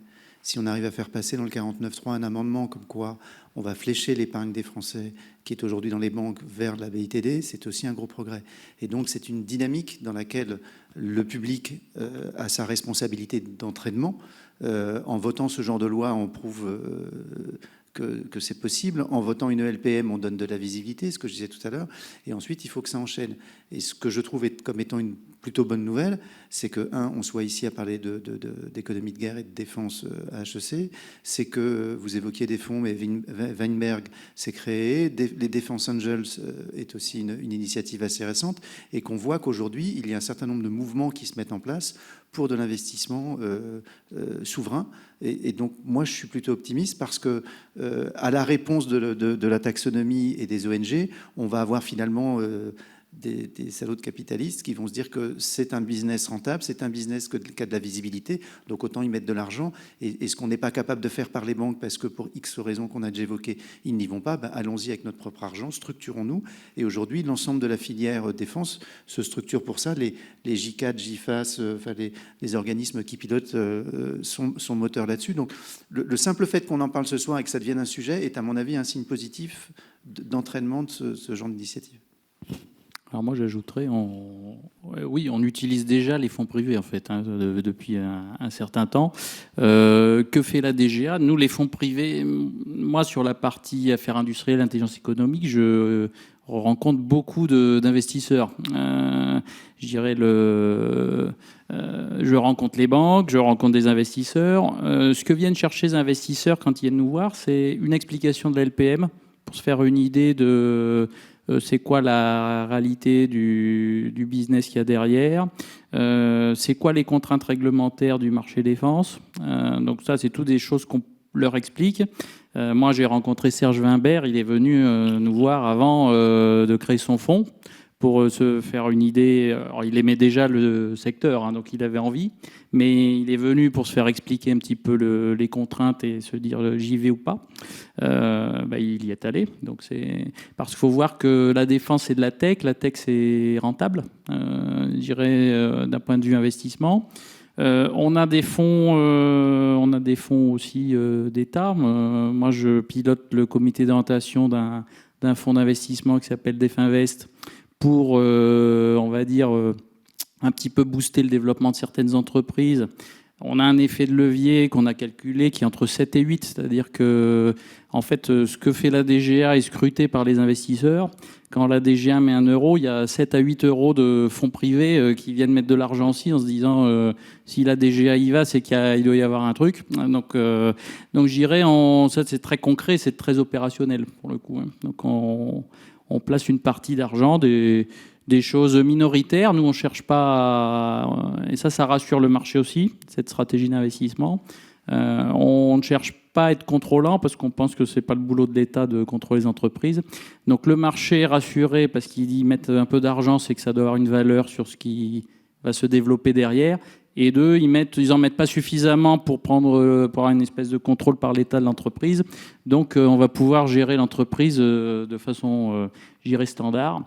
Donc je dirais ça c'est très concret et on vient de faire il n'y a pas très longtemps notre 21e investissement dans une boîte justement qui fait tout ce qui est contrôlabilité des algorithmes d'IA parce qu'on pense que c'est indispensable pour le futur de contrôler cette technologie. en tout cas de savoir ce qu'elle fait de façon concrète. Pour ajouter une idée du point de vue de la stratégie, en fait, la défense, c'est hyper agréable parce que c'est une situation de monopsone très souvent, tu as un seul acheteur. Et en fait, pour un investisseur, c'est une forme de sécurité qui est assez sympa. Parce que souvent, le problème, c'est est-ce que tu arriveras à développer la technologie, mais est-ce que tu arriveras à trouver un marché? Et là, très souvent, les perspectives de marché, elles sont relativement certaines. Si la contingence technologique est élevée, tu sais à peu près sur quel marché tu peux compter avec une certitude que ça marche. Donc ça peut attirer les investisseurs et avec une rentabilité aussi qui est du coup certaine, quoi. Il y a un autre levier qui peut être intéressant, c'est celui de l'export. Nous, on a rencontré pas mal d'entreprises qui aujourd'hui soit basculent d'une activité civile à une activité militaire ou alors prolongent une activité civile à une activité militaire. Je pense à la robotique, par exemple, et où ils ont un gros problème d'exportation tant qu'ils ne sont pas battle-proofed ou en tout cas qu'ils n'ont pas été achetés au moins une fois par l'armée. Et à partir du moment où la DGA fait un signe d'investissement et donc on peut imaginer de commandes, ça déverrouille le marché de l'export parce que ces entreprises sont soumises à des marchés où on leur dit que la France, vous êtes français, que l'armée française vous achète d'abord, ensuite on achètera. Et c'est aussi une façon de débloquer les marchés export pour ces entreprises. Et là-dessus, pareil, on a des dispositifs très... On a une politique en faveur des PME au ministère des Armées qui s'appelle Action PME. Sur ce sujet-là, on a créé un label utilisé par les armées françaises. Toute entreprise qui a fait un matériel ou qui est sous-traitant d'un matériel acheté par l'armée a un label dont elle peut se servir quand elle va aller prospecter à l'étranger, en disant j'ai une espèce de certificat qui, regardez, de l'État français, qui dit que mon matériel, il est effectivement utilisé dans les armées françaises. Donc ça donne un peu confiance on va dire, à l'État étranger acheteur, puisqu'il se dit ils se le sont achetés pour eux-mêmes, donc c'est que ça doit être à peu près vérifié, on va dire. Bonjour, merci beaucoup d'être là ce soir. J'ai une question qui s'éloigne un peu des questions de financement qu'on a abordées précédemment. Au moment du déclenchement de la guerre en Ukraine, un rapport parlementaire et un chiffre qui revenait pas mal dans les médias était qu'aujourd'hui, la France a les moyens de soutenir 3 jours de guerre à haute intensité. Et je me demandais dans quelle mesure le vote et la préparation de la LPM, la préparation de la programmation de la DGA ont été appréciés au prisme de ce concept de haute intensité. Et s'il a été explicitement et à une forte propension prise en compte, quelle est la pertinence de cette décision lorsqu'on sait que la France est dotée de l'arme nucléaire et donc a un moyen de dissuasion, que la France est aujourd'hui un des rares pays européens à encore payer le prix du sang, mais ce qui n'est pas possible dans une guerre de haute intensité généralisée, puisque la France ne pourra pas être le seul pays à le supporter. Dans ce cas-là, est-ce qu'il n'est pas plus pertinent de tourner l'économie de guerre vers le financement de pays proxy, comme on peut le voir aujourd'hui avec l'Ukraine? Est-ce qu'il n'est pas plus pertinent d'orienter nos chaînes de distribution, nos chaînes de production vers le soutien de pays qui, nous savons, seront plus à même d'être impliqués directement dans des conflits par rapport à la France? Alors, moi, ce que je dirais sur votre question, c'est qu'en réalité, aujourd'hui, nos entreprises, elles regardent, alors vous pensez à l'Ukraine, mais aussi les pays de l'Est, parce que c'est aussi un marché, il y a beaucoup de commandes là-bas, et donc le développement d'une capacité de production économie de guerre, la capacité à accélérer la production, en fait, va être activée par le fait que les commandes sont quand même beaucoup plus élevées qu'en temps de paix. Donc, je dirais, il n'y a pas à orienter la chaîne production. Comme je disais tout à l'heure, M. Babot n'était pas encore arrivé, ce qu'on appelle économie de guerre, c'est se préparer à l'économie de guerre. Parce que, vous l'avez dit, on n'est pas en guerre. Donc on n'est pas en train de mobiliser des réquisitions, ce genre de dispositifs qui sont aussi prévus dans la loi par ailleurs. Se préparer à l'économie de guerre, c'est on prépare notre industrie à être capable d'accélérer.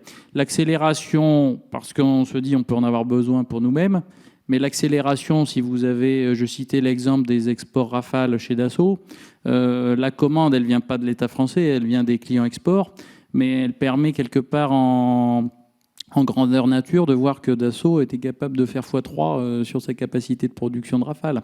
Donc je dirais quelque part, on n'a pas besoin de les réorienter. Ce qu'on a besoin, c'est de s'assurer que l'outil de production il est en capacité d'eux. Après, les industriels font leur boulot d'aller chercher la charge. C'est des marchés aussi compétitifs avec d'autres pays. Ils doivent aller chercher la charge au-delà de celle que nous, on leur fournit dans le cadre du budget. Il faut qu'ils aillent se battre aussi avec les dents face à des compétiteurs, et ils le font. Donc, et c'est pas nous, on les soutient, on n'a pas à leur dire vous allez là ou vous allez là. C'est des grands garçons, ils le font tout seuls. Voilà. Ça me fait penser à un exemple d'une entreprise qu'on qualifie de française, mais même si ses capitaux sont européens, qui fabrique des véhicules et qui vient de monter une usine en Ukraine en transformant une usine en Ukraine qui n'était pas dans l'armement et qui recycle nos VAB. Il y en a 200, 100 plus 100, si je ne dis pas de bêtises. Et donc, l'économie de guerre a aussi, alors c'est malheureux de le dire, mais une vertu, c'est qu'en s'équipant de matériaux plus récents et avec la LPM, en retrouvant des capacités modernes, on a aussi à recycler nos anciens équipements. Et là, en l'occurrence, c'est un marché que s'est créé cette entreprise en partenariat avec l'Ukraine et en le faisant directement chez eux. Donc voilà. Maintenant, si l'idée, c'est d'aller équiper les gens qui sont les plus exposés pour nous protéger à nous, je veux dire, c'est presque l'OTAN que vous évoquez quelque part. C'est la solidarité, et on pourrait se poser la question de est-ce que l'Ukraine aurait été attaquée si elle avait été membre de l'OTAN? Et ce que vous évoquiez également, on a la dissuasion nucléaire, et c'est vrai que notre posture, elle est forcément très très différente, et toute la stratégie, je dirais, de l'armée française aujourd'hui, elle est aussi dans ces périodes de tension de montrer que notre dissuasion est opérationnelle, qu'elle existe, et on a quelques moyens de prouver que lorsque la pression monte, on est capable d'y répondre pour faire en sorte qu'on n'ait jamais à l'utiliser. Bonsoir, merci beaucoup pour votre présence. J'avais une question qui est aussi pas complètement en lien avec l'économie de guerre, mais qui porte sur la présence maritime de l'armée française, et notamment sur le nouveau groupe aéronaval qui va être construit d'ici 2038, je crois. Est-ce que c'est pertinent quand on sait que, probablement en 2038, l'armée chinoise aura un nombre de porte-avions bien supérieur, peut-être l'armée indienne aussi. Est-ce que ça sera encore quelque chose qui sera un moyen pour la France de se démarquer, ou est-ce que c'est des fonds qui auraient pu être mis autre part ?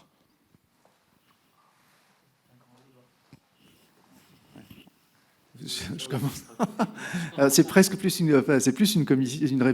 question à poser à un commissaire de la commission de la défense, puisque moi, on me demande de regarder les budgets, on me demande pas de regarder forcément la stratégie, mais c'est un sujet qui fait débat. Et je me souviens, on l'a eu au niveau de la LPM, c'était une question d'Europe Écologie Les Verts notamment, qui se posait la question et qui a fait une vraie étude intéressante d'ailleurs sur l'ensemble des dépenses qui pouvaient aller autour d'un porte-avions, parce qu'un porte-avions, il ne vit pas tout seul, il a tout un environnement autour de lui, donc ça représente quand même des sommes importantes, et de voir si on ne pouvait pas, par exemple, l'emmener sur le conventionnel et avoir plus de rafales, à la limite même en dépensant à ISO budget. Moi, ce que j'en retiens dans les réponses que j'ai pu avoir, c'est qu'il ne faut pas non plus perdre de vue l'outil, je dirais, stratégique et diplomatique que représente le groupe aéronaval. Et j'ai eu la chance d'embarquer, ça fait partie des petits avantages de la fonction de député, d'embarquer 2 jours sur le Charles de Gaulle. On se rend compte à quel point c'est aussi un outil, et dans ce que j'évoquais dans ma réponse précédente, de la capacité de démontrer. C'est ce qu'a fait la France dans le conflit israélo-palestinien. En faisant partir quelques bâtiments qui ont certaines capacités, on montre des signaux. Et ça, je ne vois pas autre chose qu'un porte-avions capable de le faire. C'est un petit peu comme la dissuasion. L'objectif, c'est jamais s'en servir. Mais les sommes qu'on investit dans les dissuasions, et là aussi, pour avoir visité les sites de la dissuasion, on a un outil dont on n'imagine même pas, et je trouve que c'est d'ailleurs dommage, on devrait davantage en parler et l'expliquer aux Français, à quel point la dissuasion nous protège et est efficace. Et je pense que si on faisait beaucoup de pédagogie sur la façon dont on utilise un porte-avions, à quel point on est capable de projeter un petit morceau de France ailleurs, un truc tout bête, je veux dire, à partir du moment où vous avez un porte-avions quelque part dans l'océan Indien ou en Méditerranée, vous vous posez où vous voulez, vous partez d'où vous voulez, vous avez besoin de demander à aucun État d'atterrir et d'y poser vos avions. Et c'est pas simplement un ravitailleur en vol qui vous permet de le faire. Donc c'est quand même un outil, je dirais presque plus stratégique que technologique, mais c'est aussi, à travers le fait de construire un porte-avions à un réacteur nucléaire, le fait d'entretenir une technologie, et il y a toute vous l'évoquiez tout à l'heure quand on parlait de l'énergie, et d'avoir dit ce que l'Allemagne a dit en disant le nucléaire, on arrivera à s'en passer, le fait d'avoir des sous-marins à propulsion nucléaire et que d'avoir dans le profil d'engagement industriel à long terme, donc à 10 ans, à 15 ans, de se dire qu'après la série de sous-marins que l'on construit aujourd'hui, on continuera à faire du nucléaire pour le porte-avions, on va donc aussi continuer à entretenir une technologie qui nous servira plus tard. Donc il y a aussi un défi technologique et le fait de continuer à maîtriser une technologie que l'on perdrait si on n'avait plus de sous-marins. Tout à fait. Je pense ça, c'est tout un enjeu de la politique industrielle au ministère des Armées. C'est comment on entretient les filières, parce que quand on disait répondre aux menaces dans 5, 10, 15 ans, pour forger des armes, il faut des forgerons. Donc, comment on entretient des compétences pour qu'elles soient toujours là, sachant qu'on achète des séries qui à l'échelle, je dirais, de l'économie, sont des petites séries. Nos plus grandes séries dans le terrestre, c'est des camions, c'est quelques milliers par rapport aux véhicules du secteur de l'automobile privé. C'est tout petit. Porte-avions, c'est quelque chose d'unique. Les satellites, c'est quelques satellites. Donc, il y a toute une logique, effectivement, de construction derrière pour garder la compétence A, continuer à produire ce dont on a besoin. Et sur le porte-avions lui-même, je pense qu'effectivement, c'est un outil de posture. Il faut voir qu'on a des zones économiques et puis des zones maritimes sur tout le globe. La capacité à se projeter dans ces zones, mais aussi en dehors, comme ça a été dit, dans les eaux internationales, où on veut, quand on veut, apporter et montrer qu'on est capable de venir à portée d'action. En fait, c'est plus à ça que ça sert qu'à s'en servir. Bien évidemment, s'il fallait s'en servir, c'est fait bourre. Mais je pense que c'est pas forcément le but qui est recherché au départ. D'abord, un outil de diplomatie. Vous avez quelques bons bouquins là-dessus à lire qui expliquent que la diplomatie sans outil militaire, ça ne fonctionne pas. Ça fonctionne parce que ça joue sur le fait qu'il y a un outil militaire activable. Et le diplomate est l'outil qui permet justement de dire « je ne vais pas m'en servir ». Et même si on se penche que sur la partie RH, l'armée aujourd'hui commence à embaucher les personnes qui seront l'équipage du Pang. Et donc on commence aujourd'hui à préparer cette génération-là, qui sera celle qui certainement, comme je l'évoquais tout à l'heure, travaillera chez nos énergéticiens civils à la fin de leur carrière militaire. Donc c'est aussi le fait d'assurer la capacité qu'on aura à faire de la haute technologie dans le civil demain, avec des personnes qui auront été formées par l'arsenal militaire.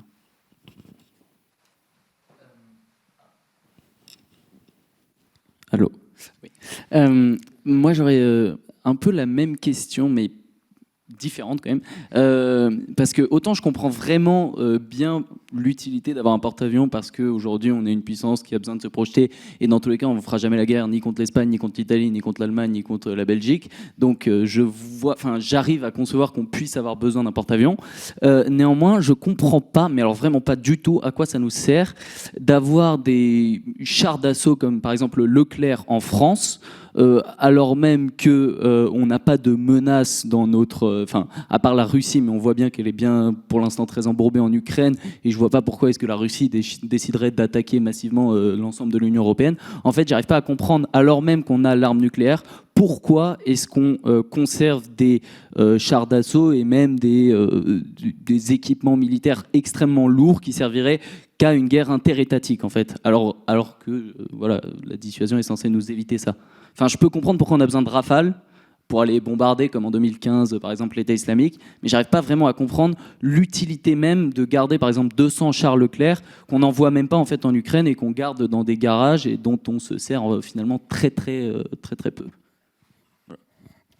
Voilà. Merci. Là... Alors, oui, tout à fait. Tout le matériel, quelque part, ta question, si on la pousse, on pourrait dire, finalement, toute la composante terrestre, il y a une composante aérienne, j'ai la dissuasion, donc je suis protégé. Mais la composante terrestre, à la fin, sur du conflit, le conflit, on ne peut pas avoir quelque chose... le concept, c'est la riposte graduée. Tu ne peux pas passer de 0 à la dissuasion. Donc il faut bien que tu aies quelque chose entre deux. On le voit en Ukraine. Pourquoi on dit on n'envoie pas nos chars en Ukraine? La France n'est pas un co-belligérant. Alors, certains peuvent l'interpréter, mais n'est pas un co-belligérant. On soutient par du matériel, par de l'aide, l'Ukraine. Rentrer des chars français sous drapeau français en Ukraine, c'est devenir co-belligérant. C'est entraîner quelque part l'OTAN avec nous parce qu'on est tous co-solidaires.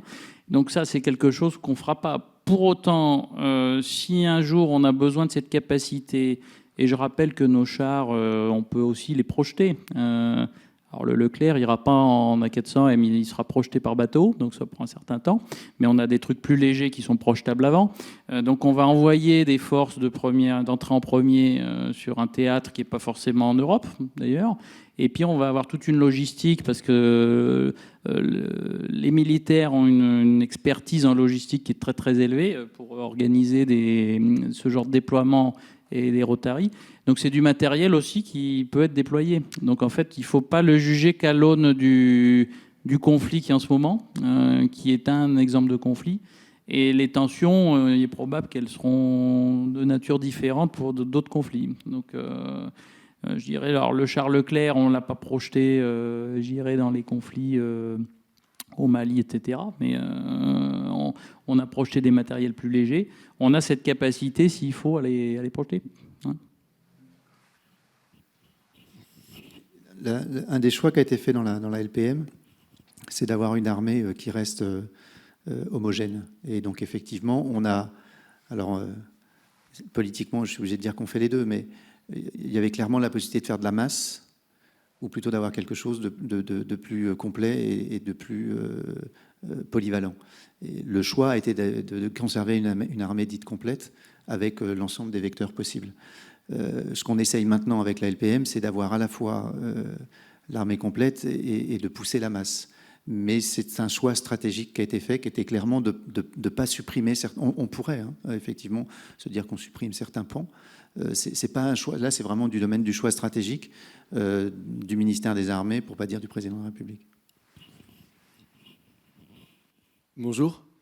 J'avais une question. Je voudrais savoir quelle a été l'implication des États français et allemands lors de la renégociation du programme SCAF, lors de l'arrivée des Espagnols, car indépendamment de toute logique purement industrielle qui serait issue d'une renégociation purement entre Dassault et Airbus, les États sont fortement préoccupés par une logique de retour industriel et ça a tendance à éclater les chaînes d'approvisionnement. C'est principalement ce qui a été longtemps et même toujours aujourd'hui reproché à Ariane Group et à l'Agence spatiale européenne si on sort un peu du domaine de la guerre. Vous n'écartiez pas non plus l'hypothèse de rejoindre le programme Tempest qui a été renommé GCAP, si je crois bien. Et dans ce cadre-là, le problème serait complètement décuplé parce qu'il faudrait s'accorder avec les Britanniques, les Italiens, les Suédois et les Japonais, sachant que les Japonais ont déjà refusé l'entrée d'un nouvel acteur dans le programme, c'est-à-dire l'Arabie Saoudite. Et je voudrais, c'est la troisième partie de ma question, avoir votre avis sur l'article du Times qui est sorti il y a 2 ou 3 semaines, qui suggérerait que les Allemands seraient prêts à lever l'interdiction d'export au Typhoon en Arabie Saoudite pour pouvoir quitter le SCAF et rejoindre le CGAP.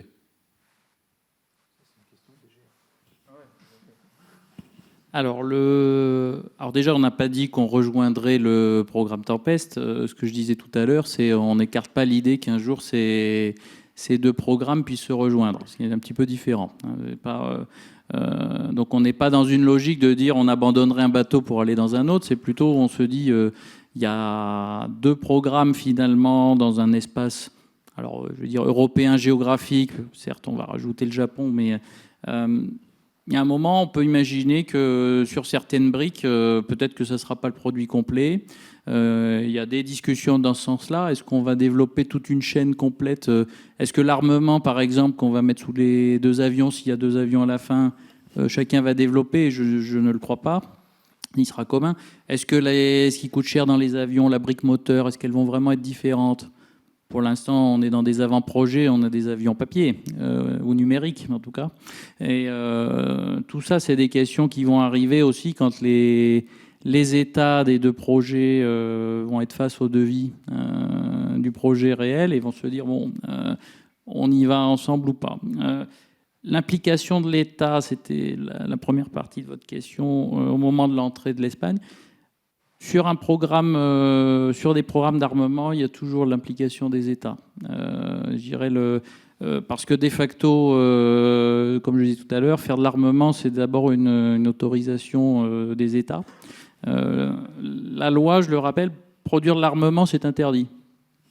En faire, c'est une dérogation au droit. Et donc, c'est bien une prédisposition de l'État de l'autorité. Donc, vous aurez toujours les États qui discutent.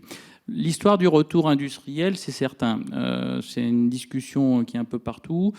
Nous, côté France, on pousse la logique qu'on appelait de best athlète dans les discussions avec les partenaires. On pense que l'émiettage, en disant dans un millefeuille, sur chaque couche, si chacun a mis un tiers, chacun doit avoir un tiers. En mécano industriel, ça ne marche pas. Donc nous, on dit il faut prendre les meilleurs. Bien évidemment, à la fin, le pays qui met 33%, il dit j'aimerais quand même bien avoir un retour en termes d'emploi, etc., qui correspond à l'effort public qui était mis dans le programme. Pour autant, il y a des programmes par le passé où on a fait ce découpage un petit peu partout.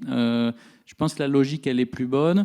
C'est ce qui donne lieu, cette logique de best athlète, à de discussions, je dirais, assez rugueuses entre pays, parce que quand vous découpez pas tout, ça veut dire que celui qui a la couche du dessus est le chef de celui qui a vu comme ça dans le projet, de celui qui est de la couche d'en dessous. Tout le monde veut être le chef de projet. Donc il y a un moment, oui, c'est des vrais débats assez rugueux, je dirais, mais ça fait partie de la discussion. C'est une étape nécessaire, ça a été dit, pour qu'on arrive à un schéma qui fonctionne. Donc je dirais, nous, on est sur cette logique-là, c'est celle qu'on défend. C'est pas forcément la logique de tous les pays. Si j'étends ça à l'exemple spatial que je regarde de près aussi, que vous citiez, là, vous arrivez encore dans une autre logique. Dans l'Europe, vous avez, on va dire, à peu près 6 pays qui ont une industrie majeure. Les autres, ça ne veut pas dire qu'ils n'ont pas d'industrie, mais ils sont plutôt sur des entreprises plus petites ou sous-traitantes. Quand vous êtes un pays qui n'a pas une industrie majeure, vous voulez du retour géographique parce que vous ne pourrez pas positionner un best athlète dans le mécano industriel. Donc, sur les 27 pays, ça en fait déjà 21 qui sont quand même dans cette logique. Donc, faire bouger le modèle, c'est très compliqué. Parce que ceux qui ont de l'industrie vont dire un sujet, on pourrait y aller. Encore que si vous n'êtes pas sûr d'être le best athlète, vous pouvez avoir une posture défensive. Donc, on va dire finalement, vaut mieux prendre le pourcentage que va m'offrir la logique de retour géographique plutôt que de prendre un risque. Nous, on est en train de pousser un petit peu partout cette logique de best athlète qui, on pense, est faire émerger des champions, des vrais champions. Donc, je pense que ça, on pense qu'on a des atouts. On n'est pas complètement naïf non plus. Et sur l'article du Times, l'Allemagne a démenti le fait de vouloir sortir du SCAF, comme vous avez dû le suivre derrière. Dans les discussions se poursuivent. Je disais, elles sont rugueuses, ça ne veut pas dire qu'il y a des ruptures. C'est des vraies discussions, c'est-à-dire c'est sur des vrais sujets. Qui fait ça, qui prend tel morceau. C'est des vraies discussions d'ingénierie, là pour le coup, entre les industriels. Les États mettent leur nez dedans plutôt de façon un peu macroscopique là-dessus. On défend certaines lignes de technologie parce qu'on veut garder l'indépendance sur certaines briques. Donc là, chacun pousse un petit peu son sujet. Et le point de l'export, ça, c'est un point sur lequel c'est le dilemme en Europe de l'Allemagne depuis toujours. Le contrôle export, on a, je pense, pas du tout la même politique export que notre voisin allemand. Je vous citerai un exemple là-dessus. Moi, l'année dernière, j'ai un patron allemand qui m'a appelé pour me demander s'il pouvait venir s'installer en France. On lui a demandé s'il venait avec sa propriété intellectuelle. Il a dit oui. On a dit vous êtes bienvenu. Voilà. Aujourd'hui, il est installé en France.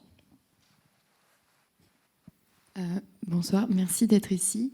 J'ai juste une question pour quitter un petit peu le domaine de l'économie de guerre, plutôt cinétique, et rentrer dans plus du cyber. Je sais qu'il y a un trou énorme, une faille complète des recrutements des gens qui peuvent travailler dans le cyber et qui se retrouvent à être proposés, on leur propose des postes beaucoup plus intéressants ailleurs, pas forcément sur le plan technique ni sur le plan intellectuel, mais vraiment sur le plan financier. Comment est-ce qu'on fait pour justement attirer ces gens-là dans une perspective d'économie à long terme et qui se projette ? Alors dans le cyber, moi ce que je peux vous dire, parce que donc effectivement tout ce qui est numérique, cyber, c'est difficile d'embaucher parce que là, alors il y a un trou par rapport au développement, je dirais, de quantité de gens formés disponibles. Et en plus, moi je vais parler pour mon domaine à moi, il y a quand même c'est un secteur, je dirais, où on ne va pas forcément pouvoir, et au niveau de l'expertise étatique encore moins, mais même des industriels défense, s'aligner sur les propositions salariales de l'industrie civile du numérique. Enfin, ça, c'est quand même assez factuel. Pour autant, il y a quand même des gens qui viennent. Qu'est-ce qu'ils viennent chercher ? Parce que je discutais un petit peu avec eux. Chez nous, dans les armées, ils viennent clairement chercher les missions, le spectre d'implication, parce que c'est pas pareil d'être développeur on va dire, ce que j'appelle pisser du code à la chaîne, ou d'être dans une structure d'armée qui va faire du développement ciblé, qui va l'appliquer derrière, qui va utiliser les produits qui en sortent. Il y a beaucoup de gens qui viennent parce qu'ils veulent être près de ça, parce que c'est intéressant. Il y a un certain nombre en plus de produits, soit cinéma ou même séries, qui ont un petit peu contribué à être attractifs d'ailleurs dans ce domaine-là, en disant oui, moi je veux faire ça. On en a qui sont venus après ça. C'est une volonté, c'est une stratégie. Alors, ça contribue de la stratégie de pub, comme quand on fait un film un film comme Les Chevaliers du Ciel, ça augmente, ça se voit, ça augmente les gens qui s'intéressent à des embauches dans l'armée de l'air. Donc je dirais, oui, il y a de la stratégie là. Donc je dirais, il y a des gens qui viennent quand même. Par contre, pour inciter, il y a eu des réflexions sur des grilles de salaire particulières qui dérogent on va dire, aux grilles de salaire. Les côtés les industriels augmentent aussi leurs offres là-dedans. Par contre, on essaye de ne pas faire la course au salaire parce qu'on va perdre. Voilà, donc on s'arrête au bout d'un moment.